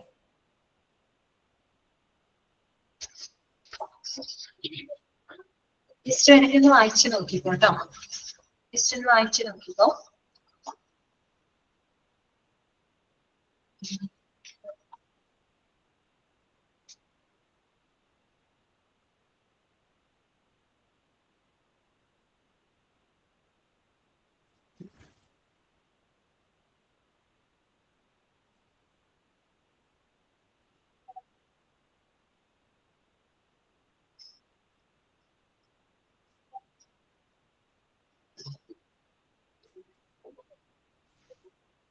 ഓക്കെ, അപ്പൊ നമുക്ക് ഇനി അടുത്തത് പഠിക്കാം കേട്ടോ. നെക്സ്റ്റ് നമുക്ക് നോക്കാം. ഇനി നമുക്ക് പഠിക്കാനുള്ളത് ഒരു ഓർഗാനോഗ്രാം ആണ് കേട്ടോ. അതായത് ഒരു ബ്ലഡ് ബാങ്കിന്റെ സ്റ്റാഫിംഗ് ആണ് അവിടെ കൊടുത്തേക്കുന്നത്. ഓർഗാനോഗ്രാം എന്ന് പറഞ്ഞാൽ എന്താണ്, ഇതാണ് ഓർഗാനോഗ്രാം എന്ന് പറഞ്ഞാല്. ഈ കാണുന്നതാണ് ഓർഗാനോഗ്രാം അല്ലെ. ഓർഗാനോഗ്രാം എന്ന് പറഞ്ഞാൽ ഇറ്റ്സ് എ ഗ്രാഫിക്കൽ റെപ്രസെന്റേഷൻ ആണ് കേട്ടോ, ഒരു ഹൈറാർക്കിയൽ റെപ്രസെന്റേഷൻ ആണ് ഓഫ് ദ എന്താ പറയുക ഡിപ്പാർട്ട്മെന്റ്സ് അല്ലെങ്കിൽ ഒരു ജോബ് പൊസിഷനുമായിട്ട് ബന്ധപ്പെട്ടുള്ള ഒരു ഗ്രാഫിക്കൽ റെപ്രസെന്റേഷൻ ആണ് കേട്ടോ, ഹൈറാർക്കിയൽ ആയിട്ടുള്ള ഒരു റെപ്രസെന്റേഷൻ ആണ്. അതാണ് എന്ത് ഓർഗാനോഗ്രാം എന്നതുകൊണ്ട് ഉദ്ദേശിക്കുന്നത്. ചിലപ്പോൾ നമ്മൾ ചില ഡിപ്പാർട്ട്മെന്റുകൾ വൈസ് ആയിട്ടായിരിക്കാം, അല്ലെങ്കിൽ വല്ല ജോബ് പൊസിഷനുമായിട്ട് ബന്ധപ്പെട്ടുള്ള ഒരു എന്താ പറയുക ഗ്രാഫിക്കൽ റെപ്രസെന്റേഷൻ കേട്ടോ. അതൊരു ഹൈറാർക്കിയൽ ഓർഡറിലാണ്, ഏറ്റവും മുകളിൽ നിന്ന് താഴോട്ട് എന്നുള്ള രീതിയിലുള്ള ഒരു ഓർഡറിലാണ് അത് റെപ്രസെന്റ് ചെയ്യാറുള്ളത് കേട്ടോ. അപ്പൊ അത്തരത്തിലുള്ള ഒരു ഓർഗാനോഗ്രാം, അതായത് നമ്മുടെ ബ്ലഡ് ബാങ്കുമായിട്ട് ബന്ധപ്പെട്ട ഒരു ഓർഗാനോഗ്രാം ആണ് ഇവിടെ കൊടുത്തത്. അപ്പൊ ഇത് നിങ്ങൾ ഈ ഒരു ഓർഗാനോഗ്രാം, ഈ ഒരു എന്താ പറയാ ഡയഗ്രാം നിങ്ങൾ കറക്റ്റ് ആയിട്ട് മനസ്സിലാക്കി വെക്കണം കേട്ടോ. കാര്യം ഇതിൽ നിന്ന് ചിലപ്പോൾ ഈ ഒരു ഡയഗ്രാം ഷഫിൾ ചെയ്യും, അങ്ങോട്ടും ഇങ്ങോട്ടും ഷഫിൾ ചെയ്ത് കറക്റ്റ് ഓർഡർ ഏതാന്ന് വെച്ചാൽ നിങ്ങളോട് ഐഡന്റിഫൈ ചെയ്യാനായിട്ട് പറ്റും. അപ്പൊ ആരുടെ കീഴിലാണ് വരുന്നത്, ആരുടെ മുകളിലാണ് വരുന്നത് എന്നൊക്കെയുള്ളത് കൃത്യമായിട്ട് നിങ്ങൾ മനസ്സിലാക്കി വെക്കണം കേട്ടോ. അപ്പൊ അതൊരു 2 പ്രാവശ്യം അനുസരിച്ച് വായിച്ച് കിട്ടാവുന്ന കാര്യങ്ങളേ ഉള്ളൂ. അപ്പൊ നോക്കാം നമുക്ക്. ഏറ്റവും ടോപ്പിൽ ആരാണുള്ളത്? മെഡിക്കൽ ഡയറക്ടർ ആണ് കേട്ടോ. ഓക്കെ, ആരാണ്? Medical director. ഏറ്റവും ടോപ്പിൽ ആരാണ്? Medical director. ഓക്കെ, അദ്ദേഹത്തിന്റെ കീഴിലായിട്ടാണ് ആര് വരുന്നത്? HOD വരുന്നത് അല്ലെ. HOD എന്താണ്? Head of the department. നമ്മുടെ ഡിപ്പാർട്ട്മെന്റ് ഏതാണ്? Blood bank. ഓക്കെ, അപ്പൊ HOD head of the department. ഏറ്റവും ടോപ്പിൽ ആരാണെന്ന് പറഞ്ഞത്? Medical director. അദ്ദേഹത്തിന്റെ കീഴിലായിട്ട് ആര് വരുന്നു? ഹെഡ് ഓഫ് ദ ഡിപ്പാർട്ട്മെന്റ് അല്ലെ, ബ്ലഡ് ബാങ്കിന്റെ ഹെഡ് ആയിരിക്കും വരുന്നുണ്ടാവുക. ഇനി HODയുടെ കീഴിലായിട്ടാണ് ആര് വരുന്നത്? ചീഫ് ഓഫ് ബ്ലഡ് ട്രാൻസ്ഫ്യൂഷൻ അല്ലെ. ബ്ലഡ് ട്രാൻസ്ഫ്യൂഷനുമായിട്ട് ബന്ധപ്പെട്ട കാര്യങ്ങൾ ചെയ്യാൻ ഇത് ചീഫ് അല്ലെ, chief of blood transfusion. Okay, ഇതുവരെ ക്ലിയർ ആണല്ലോ. ഏറ്റവും ടോപ്പില് മെഡിക്കൽ ഡയറക്ടർ, അതിന് താഴെ HODക്ക് താഴെയായിട്ട് വരുന്നത് ചീഫ് ഓഫ് ബ്ലഡ് ട്രാൻസ്ഫ്യൂഷൻ. ഇനി ശ്രദ്ധിക്കാം കേട്ടോ, ചീഫ് ഓഫ് ബ്ലഡ് ട്രാൻസ്ഫ്യൂഷന്റെ കീഴില് ഒരേ ലെവലിൽ 3 പേരാണ് വരുന്നത്. 3 പേര്. ആരൊക്കെയാണ് ആ 3 പേര്? ഒന്ന് വന്നിട്ട് BTO. BTO എന്ന് പറഞ്ഞാൽ ആരാണ്? Blood transfusion officer. ആരാണ്? Blood transfusion officer. പിന്നെ രണ്ടാമത്തെ ആരാണ്? Quality manager. ആരാണ്? Quality manager. തേർഡ് വന്ന ആരാണ്? Technical supervisor. ആരാണ്? Technical supervisor. ഓക്കെ, അപ്പൊ എന്താ പറഞ്ഞത്? ചീഫ് ഓഫ് ബ്ലഡ് ട്രാൻസ്ഫ്യൂഷന്റെ കീഴില് 3 പേരാണ് വരുന്നത്. ഒന്ന് ബ്ലഡ് ട്രാൻസ്ഫ്യൂഷൻ ഓഫീസർ അഥവാ BTO, രണ്ടാമത്തത് ക്വാളിറ്റി മാനേജർ, മൂന്നാമത്തത് ടെക്നിക്കൽ സൂപ്പർവൈസർ. ക്വാളിറ്റി മാനേജറിന്റെ കീഴിൽ ഒന്നും പറയാനില്ല, അതവിടെ അവസാനിച്ചു. ബാക്കിയുള്ളവരുടെയാണ് ഇനി നോക്കേണ്ടത്. ഇവിടുത്തെ സൈഡിൽ BTOന്റെ കീഴിൽ ആരാണ് വരുന്നത്? ടെക്നീഷ്യൻ ആണ് വരുന്നത്. ടെക്നീഷ്യന്റെ കീഴിൽ അദ്ദേഹത്തെ സപ്പോർട്ട് ചെയ്യാനായിട്ട് അസിസ്റ്റന്റ് ടെക്നീഷ്യൻ. ഇനി ഇങ്ങോട്ട് നോക്കുകയാണെങ്കിൽ ടെക്നിക്കൽ സൂപ്പർവൈസർ, അദ്ദേഹത്തിന്റെ കീഴിലായിട്ട് ആരൊക്കെ വരുന്നുണ്ട്? ക്ലർക്ക് വരുന്നുണ്ട്, നഴ്സസ് വരുന്നുണ്ട്, അതുപോലെ PRO എന്ന് പറഞ്ഞാൽ എന്താണ്? Public relation officer. ആരാണ്? Public relation officer. എഴുതി വെക്കാട്ട്, അറിയില്ലെങ്കിൽ എഴുതി വെക്കണം കേട്ടോ. PRO ആരാണ്? Public relation officer. ക്ലിയർ ആയ ഓർഗാനോഗ്രാം? അപ്പൊ ഇതിന് ഇവർ ഓരോരുത്തർ എന്താണെന്നൊന്നും ചോദിക്കില്ല, നിങ്ങൾ ഇതിന്റെ ഓർഡർ കറക്റ്റ് ആയിട്ട് അറിഞ്ഞിരിക്കുക കേട്ടോ. അപ്പൊ ഏറ്റവും ടോപ്പിൽ മെഡിക്കൽ ഡയറക്ടർ ആണ്, അദ്ദേഹത്തിന്റെ കീഴിലെ ഹെഡ് ഓഫ് ദ ഡിപ്പാർട്ട്മെന്റ്. നമ്മുടെ ഡിപ്പാർട്ട്മെന്റ് ബ്ലഡ് ബാങ്ക് ആണ്. അദ്ദേഹത്തിന്റെ കീഴിലായിട്ടാണ് ചീഫ് ഓഫ് ബ്ലഡ് ട്രാൻസ്ഫ്യൂഷൻ വരുന്നത്. അവരുടെ കീഴിൽ ഒരേ ലെവലിൽ 3 പേര്. ഒന്ന് BTO blood transfusion officer, 2 quality manager, 3 technical supervisor. Quality മാനേജറിന്റെ കീഴിൽ ആരും വരുന്നില്ല കേട്ടോ. BTOന്റെ കീഴിൽ ടെക്നീഷ്യൻ, അദ്ദേഹത്തിന്റെ കീഴിൽ അസിസ്റ്റന്റ് ടെക്നീഷ്യൻ. ഇവിടെ ടെക്നിക്കൽ സൂപ്പർവൈസറുടെ കീഴിൽ ക്ലർക്ക്, നഴ്സ്, അതുപോലെ തന്നെ PRO. ഇത്രയും പേരാണ് അവിടെ വരുന്നത്. ക്ലിയർ അല്ലേ പറഞ്ഞത്? അപ്പോ വേറൊരു കാര്യമുണ്ട്. ഇപ്പൊ ഞാൻ ചോദിക്കട്ടെ, ക്വാളിറ്റി മാനേജർ അവര് ആരുടെ അടുത്തായിരിക്കും റിപ്പോർട്ട് ചെയ്യുന്നുണ്ടാവാം? ഒരു ക്വാളിറ്റി മാനേജർ ആരുടെ അടുത്തായിരിക്കും റിപ്പോർട്ട് ചെയ്യുന്നുണ്ടാവാം? ഒന്ന് ആലോചിച്ച് പറഞ്ഞേ. ക്വാളിറ്റി മാനേജർ, ആ ഓർഗാനോഗ്രാം നോക്കിയിട്ട് ഒരു ക്വാളിറ്റി മാനേജർ ആരുടെ അടുത്തായിരിക്കും റിപ്പോർട്ട് ചെയ്യുന്നുണ്ടാവാം? ഓക്കെ, അത് തെറ്റിപ്പോയിട്ട് ഐശ്വര്യ പറഞ്ഞ കറക്റ്റ്, ചീഫ് ആണ് കേട്ടോ. ഒന്ന് ആലോചിച്ച് നോക്കി, നമ്മുടെ മുകളിലുള്ള ഓഫീസറിന്റെ അടുത്തല്ലേ നമ്മൾ റിപ്പോർട്ട് ചെയ്യാം. കറക്റ്റ് ആണ് കേട്ടോ ലക്ഷ്മി, ചീഫ് ബ്ലഡ് ട്രാൻസ്ഫ്യൂഷൻ അല്ലെ. ഇത് നമ്മളുടെ ഏറ്റവും നമ്മുടെ തൊട്ട് മുകളിൽ ആരാണോ ഇരിക്കുന്നത് അവരുടെ അടുത്തല്ലേ നമ്മൾ എന്തെങ്കിലും ഇഷ്യൂസ് വന്നാൽ എന്ത് ചെയ്യുള്ളൂ, റിപ്പോർട്ട് ചെയ്യുള്ളൂ. അപ്പൊ അതാണ് ക്വാളിറ്റി മാനേജർ ആരുടെ അടുത്ത് റിപ്പോർട്ട് ചെയ്യാം? Chief of blood transfusion. ആ രീതിയിലൊക്കെ വരികയാണെങ്കിൽ നിങ്ങൾക്ക് തെറ്റിപ്പോകരുത് കേട്ടോ. അതുപോലെ ആരുടെ കീഴിലാണ് വരുന്നത്? ഇപ്പൊ ക്ലർക്ക്, നഴ്സ്, PROs ഇവരാരുടെ കീഴിലാണ് വരുന്നത്? ടെക്നിക്കൽ സൂപ്പർവൈസറുടെ കീഴിലാണ് വരുന്നത്. ഓക്കെ, ക്ലിയർ ആയ ഓർഗാനോഗ്രാം? ഇത് പഠിച്ചു വെക്കണം കേട്ടോ. ഇതിന്റെ ഓർഡർ ഒക്കെ ഷഫിൾ ചെയ്ത് തന്നിട്ട് കറക്റ്റ് ഓർഡർ നിങ്ങളോട് പിക്ക് ചെയ്യാനായിട്ട് പറയും. ഓക്കെ, വായിച്ചു ജസ്റ്റ് ഒന്ന് വായിച്ചു നോക്കിക്കോട്ടോ.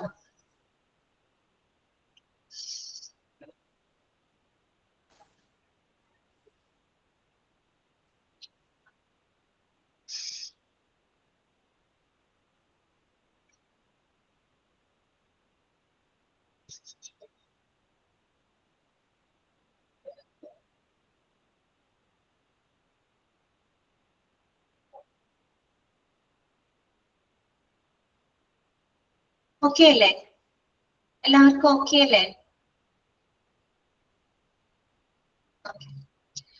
ഇനി നമുക്ക് നെക്സ്റ്റ് ഭാഗത്തോട്ട് നോക്കാം. അടുത്തത് നമുക്ക് പഠിക്കാനുള്ളത് what test are done in blood banking. Okay, blood ബാങ്കിൽ നടത്തുന്ന ടെസ്റ്റുകൾ എന്തൊക്കെയാണ്? നമ്മൾ തുടക്ക ഇൻട്രൊഡക്ഷനിൽ പറഞ്ഞില്ലേ, അവിടെ ട്രാൻസ്ഫ്യൂഷൻ ടെസ്റ്റുകളും അതുപോലെ ബ്ലഡ് കമ്പാറ്റബിലിറ്റി ടെസ്റ്റുകളൊക്കെ നടത്തുന്നുണ്ടെന്ന് പറഞ്ഞു അല്ലെ. അപ്പോ എന്തൊക്കെ ടെസ്റ്റുകളാണ് ഒരു ബ്ലഡ് ബാങ്കിനകത്ത് നടത്തുന്നത്? ഇമ്പോർട്ടന്റ് ആണ്, അതിന്റെ ക്വസ്റ്റ്യൻസ് വരാറുണ്ട്. നോക്കാം നമുക്ക്. A certain set of preliminary tests are done in the lab once the blood is donated, but not restricted to the following. നമുക്ക് പഠിക്കാനുള്ളത് കുറച്ച് പ്രിലിമിനറി ആയിട്ടുള്ള ടെസ്റ്റുകൾ മാത്രമാണ് നമ്മൾ ലിസ്റ്റ് ചെയ്യുന്നത്. നമുക്ക് അത് മാത്രം പഠിച്ചാൽ മതി കേട്ടോ. ഇത് മാത്രമല്ല, ഇതിന് ഒരുപാട് ടെസ്റ്റുകൾ അവിടെ നടക്കുന്നുണ്ട്. പക്ഷെ ഏറ്റവും പ്രധാനപ്പെട്ട കുറച്ച് പ്രിലിമിനറി ടെസ്റ്റുകളാണ് അവിടെ ലിസ്റ്റ് ഔട്ട് ചെയ്തിരിക്കുന്നത്. അപ്പൊ ഓരോന്ന് എന്താ നോക്കാം കേട്ടോ. ആദ്യത്തെ എന്താണ്? ടൈപ്പിംഗ് ടെസ്റ്റ് ആണ് കേട്ടോ. ടൈപ്പിംഗ് ആണ്, അതായത് ABO ഗ്രൂപ്പ് ബ്രാക്കറ്റിൽ പറഞ്ഞിട്ടുണ്ട്. ബ്ലഡ് ടൈപ്പ് എന്താണ് ഉദ്ദേശിക്കുന്നത്? നമ്മുടെ ബ്ലഡ് ഗ്രൂപ്പിന്റെ ടെസ്റ്റിംഗ് നടക്കും അല്ലെ. ബ്ലഡ് ഗ്രൂപ്പ് അറിയാനുള്ള ടെസ്റ്റിംഗ് ആണ് അവിടെ നടത്തുന്നത്. അതാണ് നമ്മൾ ടൈപ്പിംഗ് ടെസ്റ്റ്. ABO ഗ്രൂപ്പ് എന്ന് പറഞ്ഞു കൊടുത്തിട്ടുണ്ട് അല്ലെ. ബ്ലഡ് ടൈപ്പ് ആണ്. അപ്പൊ പൊതുവെ നമ്മൾ ഹ്യൂമൻ ബോഡിയിൽ ആണെങ്കിൽ നമ്മൾ പൊതുവെ പറയാം ABO ഗ്രൂപ്പിംഗ് സിസ്റ്റം എന്നാണ് പറയാ കേട്ടോ. ABO ഗ്രൂപ്പിംഗ് സിസ്റ്റം എന്നാണ് പറയാ. ABO ഗ്രൂപ്പിംഗ് സിസ്റ്റം എന്ന് പറയുമ്പോൾ ഏതൊക്കെ ബ്ലഡ് ഗ്രൂപ്പ് ഉണ്ട് അതിനകത്ത്? A, അതുപോലെ തന്നെ B, പിന്നെ AB, അതുപോലെ തന്നെ O. ഓക്കെ, മനസ്സിലായോ? ABO എന്ന് കേൾക്കുമ്പോൾ Aയും Bയും Oയും മാത്രമാണെന്ന് വിചാരിക്കരുത് കേട്ടോ. ABO ഗ്രൂപ്പിംഗ് സിസ്റ്റം എന്ന് പറയുമ്പോൾ ഏതൊക്കെയാ വരുന്നത്? A ഉണ്ട്, B, അതുപോലെ തന്നെ AB, O. അങ്ങനെ 4 ബ്ലഡ് ഗ്രൂപ്പുകളാണ് അവിടെ വരുന്നത്. മനസ്സിലായല്ലോ? ABO ഗ്രൂപ്പിംഗ് സിസ്റ്റം എന്നാണ് നമ്മൾ പൊതുവെ പറയുന്നത്. 4 ബ്ലഡ് ഗ്രൂപ്പുകളാണ് A, B, AB, അതുപോലെ തന്നെ O. ഇനി എങ്ങനെയാണ് നമ്മളിത് A ഗ്രൂപ്പ് ആണെന്നും അതുപോലെ B ഗ്രൂപ്പ് ആണ്, AB ഗ്രൂപ്പ് ആണ്, O ഗ്രൂപ്പ് ആണ് എന്നൊക്കെ നമ്മൾ എങ്ങനെയാ പറയുന്നത്? ഇതിന്റെ അടിസ്ഥാനത്തിലാണ് നമ്മൾ പറയുന്നത്. അതായത് ഇപ്പൊ ഞാൻ പറയണേ, എന്റെ ബ്ലഡ് ഗ്രൂപ്പ് A ഗ്രൂപ്പ് ആണ് കേട്ടോ. പോസിറ്റീവ് നെഗറ്റീവ് അവിടെ നിൽക്കട്ടെ, അത് നമുക്ക് രണ്ടാമത് പറയാം. ഞാൻ A ബ്ലഡ് ഗ്രൂപ്പിൽ പെട്ടിട്ടുള്ള ഒരാളാണ്. എങ്ങനെയാ എന്റെ ബ്ലഡ് ഗ്രൂപ്പ് A ആണെന്ന് എങ്ങനെയാ മനസ്സിലായത്? ഓക്കെ, എന്റെ ബ്ലഡ് ടെസ്റ്റിങ്ങിന് പോയി കഴിഞ്ഞപ്പോൾ, ടെസ്റ്റ് ചെയ്ത് കഴിഞ്ഞപ്പോൾ അതില് ആന്റിജൻ എയുടെ സാന്നിധ്യമാണ് കണ്ടെത്താനായിട്ട് കഴിഞ്ഞത്. ഓക്കെ, അതുകൊണ്ട് കറക്റ്റ് ആണ് ആന്റിജൻസ് കേട്ടോ. എല്ലോട്ടാണ് വരുന്നത്. അതായത് ആന്റിജൻ എയുടെ സാന്നിധ്യമാണ് അവിടെ കണ്ടെത്താനായിട്ട് സാധിച്ചത്. അപ്പൊ അതിന് എന്ത് കൺക്ലൂഡ് ചെയ്തു? ഞാൻ എന്റെ ബ്ലഡ് A ഗ്രൂപ്പിൽ പെട്ടെന്നാണ്. അതുപോലെ മറ്റൊരാളുടെ ബ്ലഡ് എടുത്തു, അത് ടെസ്റ്റ് ചെയ്ത് നോക്കിയപ്പോ അവിടെ ആന്റിജൻ Bയുടെ സാന്നിധ്യമാണ് കണ്ടെത്താനായിട്ട് സാധിച്ചത്. അപ്പൊ അതിൽ നിന്ന് നമ്മൾ എന്ത് കൺക്ലൂഡ് ചെയ്തു? അത് B ഗ്രൂപ്പാണ്. ഓക്കെ, ഇനി മറ്റൊരാളുടെ ബ്ലഡ് ഗ്രൂപ്പ് എടുത്തു, അത് നമ്മൾ ടെസ്റ്റ് ചെയ്ത് നോക്കിക്കഴിഞ്ഞപ്പോ അവിടെ ആന്റിജൻ Aയുടെയും Bയുടെയും സാന്നിധ്യം കണ്ടെത്താനായിട്ട് സാധിച്ചു. അപ്പൊ അതിൽ നിന്ന് മനസ്സിലായി അത് AB അല്ലെ, AB എന്ന് പറയുന്ന ഗ്രൂപ്പിൽ പെടുന്ന ബ്ലഡ് ആണ്. ഇനി വേറൊരാളുടെ ബ്ലഡ് പരിശോധിച്ചു നോക്കി, പക്ഷെ ടെസ്റ്റ് ചെയ്തപ്പോ അവിടെ ഒരു ആന്റിജന്റെയും സാന്നിധ്യം കണ്ടെത്താനായിട്ട് സാധിച്ചില്ല. ഒരു ആന്റിജന്റെയും സാന്നിധ്യം അവിടെ കണ്ടെത്താനായിട്ട് സാധിച്ചില്ല. ആ ഒരു ബ്ലഡ് ഗ്രൂപ്പ് എന്തായിട്ട് കൺക്ലൂഡ് ചെയ്തു? O ഗ്രൂപ്പായിട്ട് കൺക്ലൂഡ് ചെയ്തു. പറഞ്ഞു മനസ്സിലായോ? അതായത് നേരെ തിരിച്ചു പറയുകയാണെങ്കിൽ A എന്ന് പറയുന്ന ബ്ലഡ് ഗ്രൂപ്പില് A എന്ന ആന്റിജനും B എന്ന ബ്ലഡ് ഗ്രൂപ്പിൽ B എന്ന ആന്റിജനും AB എന്ന് പറയുന്ന ബ്ലഡ് ഗ്രൂപ്പിനകത്ത് Aയും Bയും എന്ന ആന്റിജനും. ഇനി ആന്റിജൻസ് ഒന്നുമില്ലാത്ത ബ്ലഡ് ഗ്രൂപ്പ് ആണെന്ത്? O എന്ന് പറയുന്ന ബ്ലഡ് ഗ്രൂപ്പ്. അപ്പൊ വേണമെങ്കിൽ ഒരു ക്വസ്റ്റ്യൻ നിങ്ങളോട് ചോദിക്കാം, the blood group without antigens. Blood group without antigens, antigens ഒന്നുമില്ലാത്ത ബ്ലഡ് ഗ്രൂപ്പ് ഏതാണ്? O ഗ്രൂപ്പ് ആണ് കേട്ടോ. ഏതാണ്? O ഗ്രൂപ്പ് ആണ് കേട്ടോ. അപ്പൊ അതൊന്ന് നോട്ട് ചെയ്ത് വെക്കാം. മനസ്സിലായോ? അപ്പൊ അങ്ങനെയാണ് അവിടെ ആ ഒരു ബ്ലഡ് ഗ്രൂപ്പിനെ അവര് ടെസ്റ്റ് ചെയ്ത് മനസ്സിലാക്കുന്നത്. ക്ലിയർ ആയല്ലോ? ഓക്കെ. ഇനി അതാണ് ആദ്യത്തെ ടെസ്റ്റ്. എന്താണ്? ഒന്നുകൂടെ പറയണോ? അതായത് നമ്മൾ ആന്റിജന്റെ പ്രസൻസ് വെച്ചിട്ടാണ് ബ്ലഡ് ഗ്രൂപ്പ് പറയുന്നത്.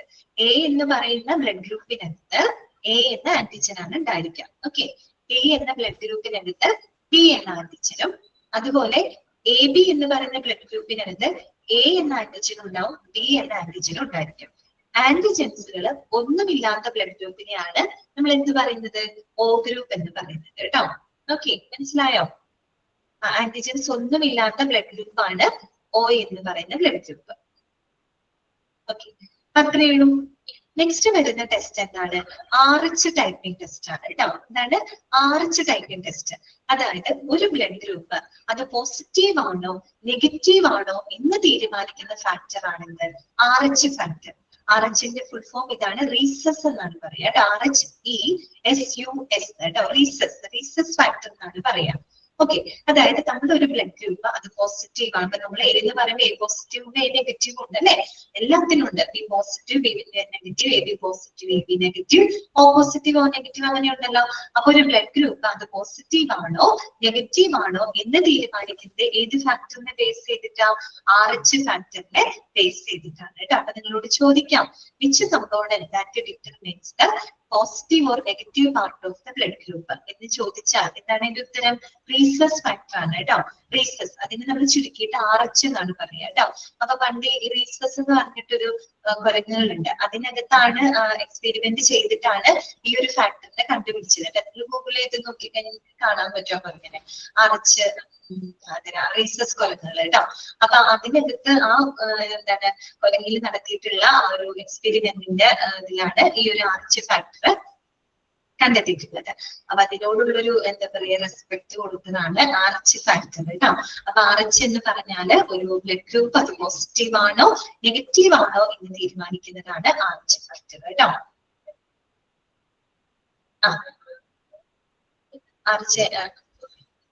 ഓക്കെ ഓക്കെ, അതെ അതെ, അതിനെ കുറിച്ച് കൂടുതൽ പറയാം കേട്ടോ.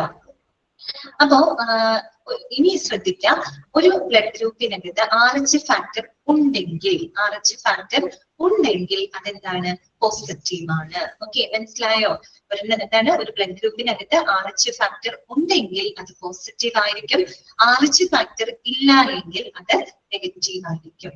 ഓക്കെ, മനസ്സിലായോ? RH ഫാക്ടർ ഉണ്ടെങ്കിൽ എന്തായിരിക്കും? അത് പോസിറ്റീവ് ആയിരിക്കും കേട്ടോ, പോസിറ്റീവ് ആയിരിക്കും. RH ഫാക്ടർ ഇല്ലാന്നുണ്ടെങ്കിൽ അതെന്തായിരിക്കും? നെഗറ്റീവ് ആയിരിക്കും. അത്രയും നിങ്ങൾ മനസ്സിലാക്കിയാൽ മതി കേട്ടോ, പോസിറ്റീവ് ഓർ നെഗറ്റീവ് ആയിരിക്കും. ആ ഒരു ടെസ്റ്റിങ്ങും എവിടെ നടക്കുന്നുണ്ട്?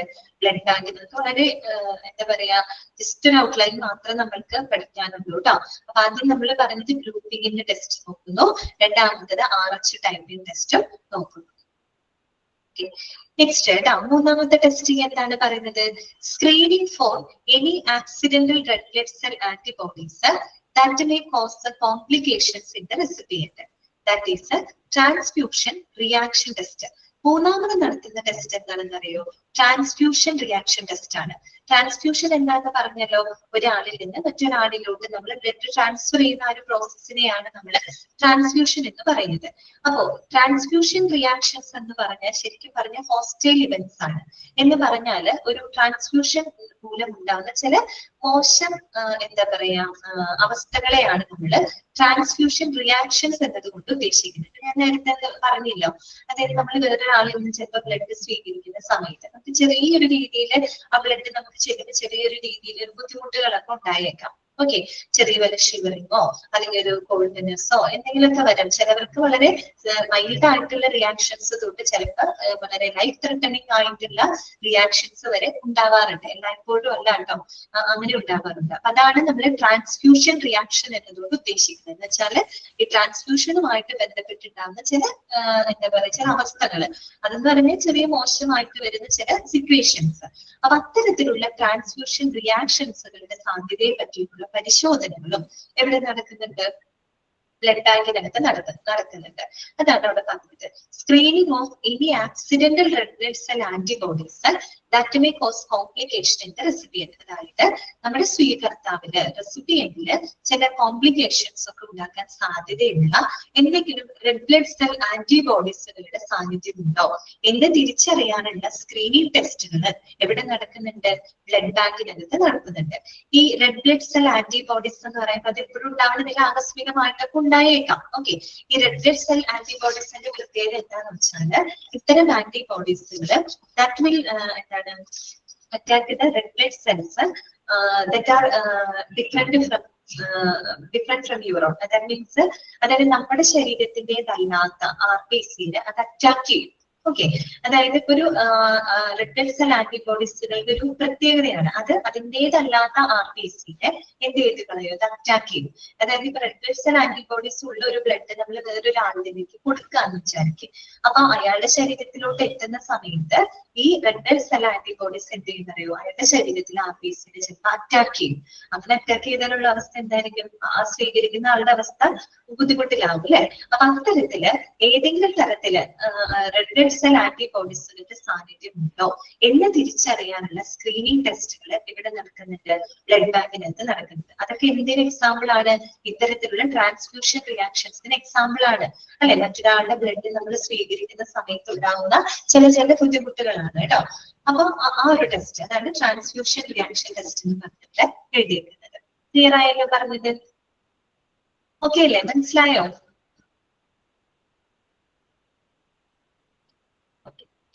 അടുത്തതാണ് screening for current or past infections including hepatitis viruses B and C, human immunodeficiency virus HIV, treponema pallidum syphilis. അതായത് അതുകൂടാതെ നമ്മൾ ഈ കൊടുക്കുന്ന ബ്ലഡിനകത്ത് ഏതെങ്കിലും തരത്തിലുള്ള ഇൻഫെക്ഷൻസ് ഉണ്ടോ എന്നുള്ളത് ടെസ്റ്റ് ചെയ്യണം അല്ലെ? നിലവിലോ അല്ലെങ്കിൽ ഏതെങ്കിലും തരത്തിലുള്ള അസുഖങ്ങൾ, ഇൻഫെക്ഷൻസ് ഈ ഒരു ബ്ലഡിനകത്ത് ഉണ്ടോ എന്നുള്ള ടെസ്റ്റുകൾ എവിടെ നടക്കുന്നുണ്ട്? ബ്ലഡ് ബാങ്കിനകത്ത് നടക്കുന്നുണ്ട് അല്ലെ? അതൊക്കെ കൃത്യമായിട്ട് ചെക്ക് ചെയ്ത് ഉറപ്പുവരുത്തിയതിനു ശേഷം മാത്രമേ നമ്മൾ അത് ട്രാൻസ്ഫ്യൂഷൻ വിടാനായിട്ട് പാടുള്ളൂ. അപ്പൊ എന്തൊക്കെ അസുഖങ്ങളാണ്? അത് പ്രത്യേകം 1-2 അസുഖങ്ങൾ അവിടെ പറയുന്നുണ്ട്, അത് നോട്ട് ചെയ്ത് വെക്കുക കേട്ടോ. ഒന്നാമത്തെ എന്താണ്? Hepatitis viruses B and C. എന്താണ് hepatitis virus B and C? ബിയും സിയും ആണ് കേട്ടോ. അതായത് അത് പല ടൈപ്പ് ഉണ്ട്, A, B, C, D ഒക്കെ ഉണ്ട് കേട്ടോ. അതിനകത്ത് ഹെപ്പറ്റൈറ്റിസ് ബി ആൻഡ് സി എന്ന് പറഞ്ഞാൽ കൂടുതലും ഇത്തരത്തില് ഈ ബ്ലഡിലൂടെയൊക്കെ ട്രാൻസ്മിറ്റ് ചെയ്യപ്പെടുന്ന അസുഖമാണ് കേട്ടോ. ഹെപ്പറ്റൈറ്റിസ് എന്ന് പറഞ്ഞാൽ എന്താണ്? ഇൻഫ്ലമേഷൻ ഓഫ് ദ ലിവർ ആണ് കേട്ടോ. കരൾ വീക്കമാണ് കേട്ടോ ഉദ്ദേശിക്കുന്നത്, കരൾ വീക്കം. ഓക്കെ, അപ്പം ഈ ഒരു ഹെപ്പറ്റൈറ്റിസ് ബിയും സി എന്നൊക്കെ പറഞ്ഞു കഴിഞ്ഞാല് ഇത്തരം ബോഡി ഫ്ലൂയിഡ്സിലൂടെയാണ് ട്രാൻസ്മിറ്റ് ചെയ്യപ്പെടുന്നത്. അപ്പൊ അത്തരത്തിൽ എന്തെങ്കിലും അസുഖങ്ങൾ ഉണ്ടോ എന്നുള്ളത് ചെക്ക് ചെയ്യണം. മറ്റുള്ള A, D എന്നൊക്കെ പറയുന്നത് കൂടുതലും കണ്ടാമിനേറ്റഡ്, ഹെപ്പറ്റൈറ്റിസ് A, D ഒക്കെ ഉണ്ട്. അതധികം കണ്ടാമിനേറ്റഡ് ഫുഡിൽ നിന്നൊക്കെയാണ് വരുന്നത്, മലിനമായിട്ടുള്ള ഭക്ഷണത്തിൽ. അതേസമയം ഹെപ്പറ്റൈറ്റിസ് വൈറസ് ബി, സി എന്നൊക്കെ പറഞ്ഞു കഴിഞ്ഞാല് ഈ ബോഡി ഫ്ലൂയിഡ്സിലൂടെ ട്രാൻസ്മിറ്റ് ചെയ്യപ്പെടുന്ന വൈറസുകളാണ്. അപ്പൊ അത്തരത്തിലുള്ള എന്തെങ്കിലും ഇൻഫെക്ഷൻ ഉണ്ടോ എന്നുള്ളത് അവിടെ ടെസ്റ്റ് ചെയ്യണം. പിന്നെ നമുക്കറിയാവുന്നതാണ് ഏതാണ്? HIV അല്ലെ? HIV human immuno deficiency virus അല്ലെ? എയ്ഡ്സിന് കാരണമായിട്ടുള്ള വൈറസ് ആണ് അല്ലെ HIV. ഇതാണ് എന്റെ full form, human immuno deficiency virus. ആ പേരിൽ തന്നെ കിടപ്പുണ്ടല്ലേ ഇമ്മ്യൂണോ ഡെഫിഷ്യൻസി അല്ലെ? നമ്മുടെ ഇമ്മ്യൂണിറ്റിനെ, നമ്മുടെ രോഗപ്രതിരോധത്തിനെയാണ് അത് ബാധിക്കുന്നത് അല്ലെ, ഡെഫിഷ്യന്റ് ആക്കുന്നത്. ഈ ഒരു വൈറസ് വന്നു കഴിഞ്ഞാൽ നമ്മുടെ ഇമ്മ്യൂണിറ്റിനെ അത് ബാധിക്കും, നമ്മുടെ ഇമ്മ്യൂണിറ്റി കുറയും. അതിനനുസരിച്ച് ഒരുപാട് അസുഖങ്ങൾ അടിക്കടി അസുഖങ്ങൾ വരാനുള്ള അവസാനം നമ്മുടെ ഇമ്മ്യൂൺ സിസ്റ്റം നശിച്ച് നമ്മൾ മരണപ്പെടും. ആ ഒരു അവസ്ഥയിൽ എയ്ഡ്സ് എന്ന് പറയുന്നത് കേട്ടോ. അപ്പൊ അത്തരത്തിൽ അറിയാലോ HIV പോലെയുള്ള HIV വൈറസുകളൊക്കെ ഈ രീതിയിലാണ് ട്രാൻസ്മിറ്റ് ചെയ്യപ്പെടുന്നത്, ബ്ലഡിലൂടെയൊക്കെ ട്രാൻസ്മിറ്റ് ചെയ്യപ്പെടുന്ന വൈറസുകളാണ്. അതുപോലെ തന്നെ മൂന്നാമതൊന്നാണ് സിഫിലിസ്. സിഫിലിസ് എന്ന് പറഞ്ഞ അസുഖമാണ് കേട്ടോ. ശരിക്കും മലയാളത്തിൽ തന്നെ കറക്കിക്കൊണ്ടെന്നൊക്കെയാണ് പറയുക കേട്ടോ സിഫിലിസ്. പണ്ട് നമ്മുടെ എന്താ പറയാ പോർച്ചുഗീസുകാരൊക്കെ നമ്മുടെ നാട്ടിൽ വന്നൊക്കെ സമയത്തില്ലേ, ആ ഒരു ടൈമിലൊക്കെ വന്നൊരു അസുഖമാണ് കേട്ടോ സിഫിലിസ്. ഈ സിഫിലിസ് എന്ന് പറയുന്നത് ഒരു സെക്ഷലി ട്രാൻസ്മിറ്റഡ് ആയിട്ടുള്ള ഒരു ഡിസീസ് ആണ് കേട്ടോ. അതൊക്കെ ഈ പറയുന്ന ബ്ലഡിലൂടെയൊക്കെ ട്രാൻസ്മിറ്റ് ചെയ്യപ്പെടാം. അപ്പോ ഈ സിഫിലിസിന് കാരണമായിട്ടുള്ള ബാക്ടീരിയയുടെ പേരാണ് അവിടെ കൊടുത്തേക്കുന്നത് ട്രിപ്പോനിമ പാലിഡം. എന്താണ്? ട്രിപ്പോനിമ പാലിഡം. പഠിച്ചു വെക്കണം കേട്ടോ. അപ്പൊ സിഫിലിസ് എന്ന് പറയുന്നത് ഒരു ബാക്ടീരിയൽ ഇൻഫെക്ഷൻ ആണ് കേട്ടോ. ഇൻഫെക്ഷൻ എന്ന് പറയുമ്പോൾ അത് വൈറസ് മൂലം ഉണ്ടാവാം, ബാക്ടീരിയ മൂലം ഉണ്ടാവാം, ഫംഗസ് മൂലം ഒക്കെ ഉണ്ടാവാം അല്ലെ. നമ്മുടെ സിഫിലിസ് എന്ന് പറയുന്ന അസുഖം ഒരു ബാക്ടീരിയൽ ഇൻഫെക്ഷൻ ആണ്. ബാക്ടീരിയ മൂലം ഉണ്ടാകുന്ന ഒരു ഇൻഫെക്ഷൻ ആണ്. അതിന് കാരണമായിട്ടുള്ള ബാക്ടീരിയയുടെ പേരാണ് എന്ത്? ട്രിപ്പോനിമ പാലിഡം. അതാണ് ട്രിപ്പോനിമ പാലിഡം. അപ്പൊ ഇത്തരത്തിലുള്ള ഈ പറയുന്ന ബ്ലഡിലൂടെയൊക്കെ ട്രാൻസ്മിറ്റ് ചെയ്യപ്പെടുന്ന ഇത്തരം അസുഖങ്ങളുടെ സ്ക്രീനിങ് ടെസ്റ്റുകൾ എവിടെ നടക്കുന്നുണ്ട്? ബ്ലഡ് ബാങ്കിനകത്ത് നടക്കുന്നുണ്ട്. അപ്പൊ എന്തൊക്കെ ടെസ്റ്റുകളാണ് നമ്മൾ പറഞ്ഞത്? ഒന്ന് typing test, ABO grouping test. രണ്ടാമത്തത് RH ടൈപ്പിംഗ്, RH ആ ഒരു എന്താ പറയാ ടെസ്റ്റുകൾ നടക്കുന്നുണ്ട്. മൂന്നാമത് നമ്മൾ പറഞ്ഞത് ട്രാൻസ്ഫ്യൂഷൻ റിയാക്ഷൻ ടെസ്റ്റുകളാണ്. എന്ന് പറഞ്ഞാല് റെസിപ്പിയന്റില് എന്തെങ്കിലും കോംപ്ലിക്കേഷൻസ് ഉണ്ടാവാൻ ചാൻസ് ഉള്ള ഇത്തരം റെഡ് ബ്ലഡ് സെൽ ആന്റിബോഡീസുകളുടെ സാന്നിധ്യം ഒക്കെ തിരിച്ചറിയുന്നതിനുള്ള സ്ക്രീനിങ് ടെസ്റ്റുകൾ ബ്ലഡ് ബാങ്കിനകത്ത് നടക്കുന്നുണ്ട്. അതുപോലെ ഏതെങ്കിലും തരത്തിലുള്ള ഇൻഫെക്ഷൻസ് നിലവിലുള്ളതോ അല്ലെങ്കിൽ മുൻപുണ്ടായിരുന്നതോ ആയിട്ടുള്ള പ്രത്യേകിച്ച് ബ്ലഡിലൂടെ ട്രാൻസ്മിറ്റ് ചെയ്യപ്പെടുന്ന ഒന്ന് രണ്ട് അസുഖങ്ങൾ അവിടെ പറഞ്ഞിരുന്നു. Okay, hepatitis B and C, അതുപോലെ HIV, പിന്നെന്താണ് സിഫിലിസ് അല്ലെ. സിഫിലിസ് കാരണമായിട്ടുള്ള ബാക്ടീരിയൽ ഇൻഫെക്ഷൻ ആണ്. ബാക്ടീരിയയുടെ പേര് ട്രിപ്പോനിമ പാലിഡം എന്നാണ് കേട്ടോ. അത് ചോദിച്ചിട്ടുണ്ട് കേട്ടോ, ഒരുപാട് പ്രാവശ്യം ചോദിച്ചിട്ടുണ്ട്. അതുകൊണ്ടാണ് അത് പറഞ്ഞത്. അത്രയും മനസ്സിലായല്ലോ? ഓക്കെ, ഇനി നമുക്ക് നെക്സ്റ്റ് കൂടെ ഒന്ന് പറഞ്ഞ് അവസാനിപ്പിക്കുന്നത് വേറെ കാര്യങ്ങളൊന്നുമില്ല. What are the blood types കേട്ടോ. ഏതൊക്കെ ബ്ലഡ് ടൈപ്പുകളാണ്? ജസ്റ്റ് ഒരു ടേബിൾ അവിടെ കൊടുത്തിട്ടുണ്ട്. According to the American Association of Blood Banks, delivery of blood types includes the following കേട്ടോ. ഇതൊരു അമേരിക്കൻ അസോസിയേഷൻ ഓഫ് ബ്ലഡ് ബാങ്കിന്റെ ഒരു ചെറിയൊരു ഇൻഫർമേഷൻ ആണ് അവിടെ ടേബിളിൽ കൊടുത്തിരിക്കുന്നത് കേട്ടോ. അവിടെ ഈ പറയുന്ന ഡെലിവറി ഓഫ് ബ്ലഡ് ടൈപ്സ്, അതായത് ഈ ഒരു ബ്ലഡ് ടൈപ്പുകളുടെ വിതരണവുമായിട്ട് ബന്ധപ്പെട്ട ഒരു ഇൻഫർമേഷൻ ആണ് അവിടെ കൊടുത്തിരിക്കുന്നത്. ഇതൊന്നും പരിഹാട്ടൊന്നും ചെയ്ത് പഠിക്കണ്ട, പക്ഷെ ഇതിന് മനസ്സിലാക്കാൻ പറ്റുന്ന ഒരു കാര്യമുണ്ട് കേട്ടോ. അപ്പൊ ബ്ലഡ് ടൈപ്പ് പറയുമ്പോൾ 8 എണ്ണം വരും കേട്ടോ. അല്ലെ, 4 ബ്ലഡ് ഗ്രൂപ്പ് ഉണ്ട്. ടൈപ്പ് പറയുമ്പോൾ നമ്മൾ പോസിറ്റീവ് നെഗറ്റീവ് സ്പെസിഫൈ ചെയ്ത് പറയില്ലേ. അപ്പൊ എത്ര ടൈപ്പ് ഉണ്ടാവും? 8 ടൈപ്പ് ഉണ്ടാവും. അതുകൊണ്ട് 8 കോളംസ് അവിടെ ഉണ്ട്, 8 ബോക്സസ് അവിടെ നമുക്ക് കാണാൻ പറ്റും. ജസ്റ്റ് നമുക്ക് വായിക്കാം.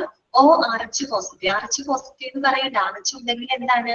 പോസിറ്റീവ് ആണ് അല്ലെ. RH ഫാക്ടർ ഉണ്ടെങ്കിൽ അത് പോസിറ്റീവ് ആണ്. So positive 39% and A positive 31%, B positive 9, A negative 6%, A positive 3, B negative 2 and O negative 9%, AB negative 1%. അപ്പോ ഇതിൽ നമുക്കൊരു കാര്യം മനസ്സിലാക്കാൻ വേണ്ടി ഈ ടേബിൾ നോക്കിയിട്ട് നിങ്ങളൊന്ന് പറഞ്ഞേ, ഏറ്റവും കൂടുതൽ ഡെലിവറി നടത്തുന്ന ബ്ലഡ് ടൈപ്പ് ഏതാണെന്ന് പറയാമോ? ഏറ്റവും കൂടുതൽ വിതരണം ചെയ്യപ്പെടുന്ന ബ്ലഡ് ടൈപ്പ് ഏതാണെന്ന് ജസ്റ്റ് ഒന്ന് നോക്കിയാൽ നിങ്ങൾക്ക് അറിയാൻ പറ്റൂല. ഏതായിരിക്കും? O ആണ്. ഓക്കെ, O എന്താണ്? O സ്പെസിഫൈ ചെയ്ത് പറയുകയാണെങ്കിൽ ഓക്കെ, കറക്റ്റ് ആണ്. O പോസിറ്റീവ് ആണ് അല്ലെ. O പോസിറ്റീവ് ആണ്. എത്രയാ? 39% തന്നെ. എന്ന് പറഞ്ഞാൽ ഏറ്റവും കൂടുതൽ അല്ലെ, ഏറ്റവും കൂടുതൽ ഡെലിവറി ചെയ്യപ്പെടുന്ന ബ്ലഡ് ടൈപ്പ് ഏതാണെന്ന് വെച്ചാൽ അത് O പോസിറ്റീവ് ആണ് അല്ലെ, 39%. പിന്നെ സെക്കൻഡ് മോസ്റ്റ് ഡെലിവറി ചെയ്യപ്പെടുന്ന ബ്ലഡ് ടൈപ്പ് ഏതാണെന്ന് പറയോ? സെക്കൻഡ് മോസ്റ്റ് ഏതാണ്? A പോസിറ്റീവ് ആണ് അല്ലെ. A പോസിറ്റീവ് ആണ്, അതായത് 31% ആണ്. അതായത് ഏറ്റവും കൂടുതൽ ആളുകളിൽ വിതരണം ചെയ്യപ്പെടുന്ന ആ ഒരു ബ്ലഡ് ടൈപ്പിന്റെ പെർസെന്റേജ് ആണ് അവിടെ കൊടുത്തിരിക്കുന്നത്. അപ്പൊ ഏറ്റവും കൂടുതൽ ആളുകളിൽ, അതായത് ഏറ്റവും കൂടുതൽ ഡെലിവറി നടക്കുന്ന എന്താണ് ഗ്രൂപ്പാണ് ഈ പറയുന്നത്. അപ്പൊ രണ്ടാമത് വരുന്ന A പോസിറ്റീവ് ആണ്, 31%. അങ്ങനെയാണെങ്കിൽ ഏറ്റവും ലീസ്റ്റ് ഡെലിവറി ചെയ്യപ്പെടുന്ന ബ്ലഡ് ടൈപ്പ് എന്ന് പറയാമോ? ഏറ്റവും കുറവ് വിതരണം ചെയ്യപ്പെടുന്ന ബ്ലഡ് ടൈപ്പ് ഏതാ? AB negative 1%. അത് ആ ഒരു ഇൻഫർമേഷൻ നിങ്ങളുടെ മനസ്സിലുണ്ടായിരുന്നത് കേട്ടോ. ഈ പറഞ്ഞ കാര്യമില്ല, അത് മാത്രമല്ല വേറെ 90% ഒന്നും കാണാണ്ട് പഠിക്കേണ്ട. ഇതിന്നിപ്പോ നമുക്ക് മനസ്സിലായില്ല. ഏറ്റവും കൂടുതൽ ആളുകളിൽ വിതരണം ചെയ്യപ്പെടുന്നത് ഏത് ബ്ലഡ് ടൈപ്പ് ആണ്? നമ്മുടെ O പോസിറ്റീവ് ആണ്. സെക്കൻഡ് മോസ്റ്റിൽ എടുക്കുന്നത് A പോസിറ്റീവ് ആണ്. ഏറ്റവും കുറവോ ഏതാണ്? AB നെഗറ്റീവ് ആണ് കേട്ടോ. ആ ഒരു ഇൻഫർമേഷൻ മാത്രം നിങ്ങൾ മനസ്സിലാക്കിയാൽ മതി. മതി കേട്ടോ. അപ്പൊ ഇന്നത്തെ ക്ലാസ് നമുക്ക് അവസാനിപ്പിക്കാം.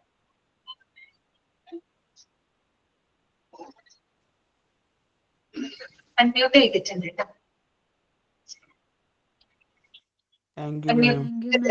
ക്ലാസ്സിൽ എന്തെങ്കിലും ഡൗട്ടുകൾ ഉണ്ടെങ്കിൽ ചോദിക്കാം.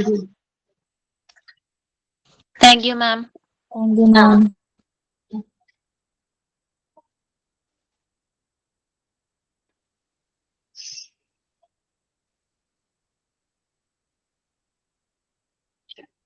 ഇത്രയും ഭാഗങ്ങളൊക്കെ നിങ്ങൾ നല്ലപോലെ വായിച്ച് മനസ്സിലാക്കി വെക്കുക കേട്ടോ. അപ്പൊ ശരി, നമുക്ക് മൺഡേ കാണാം. Thank you. Thank you, ma'am.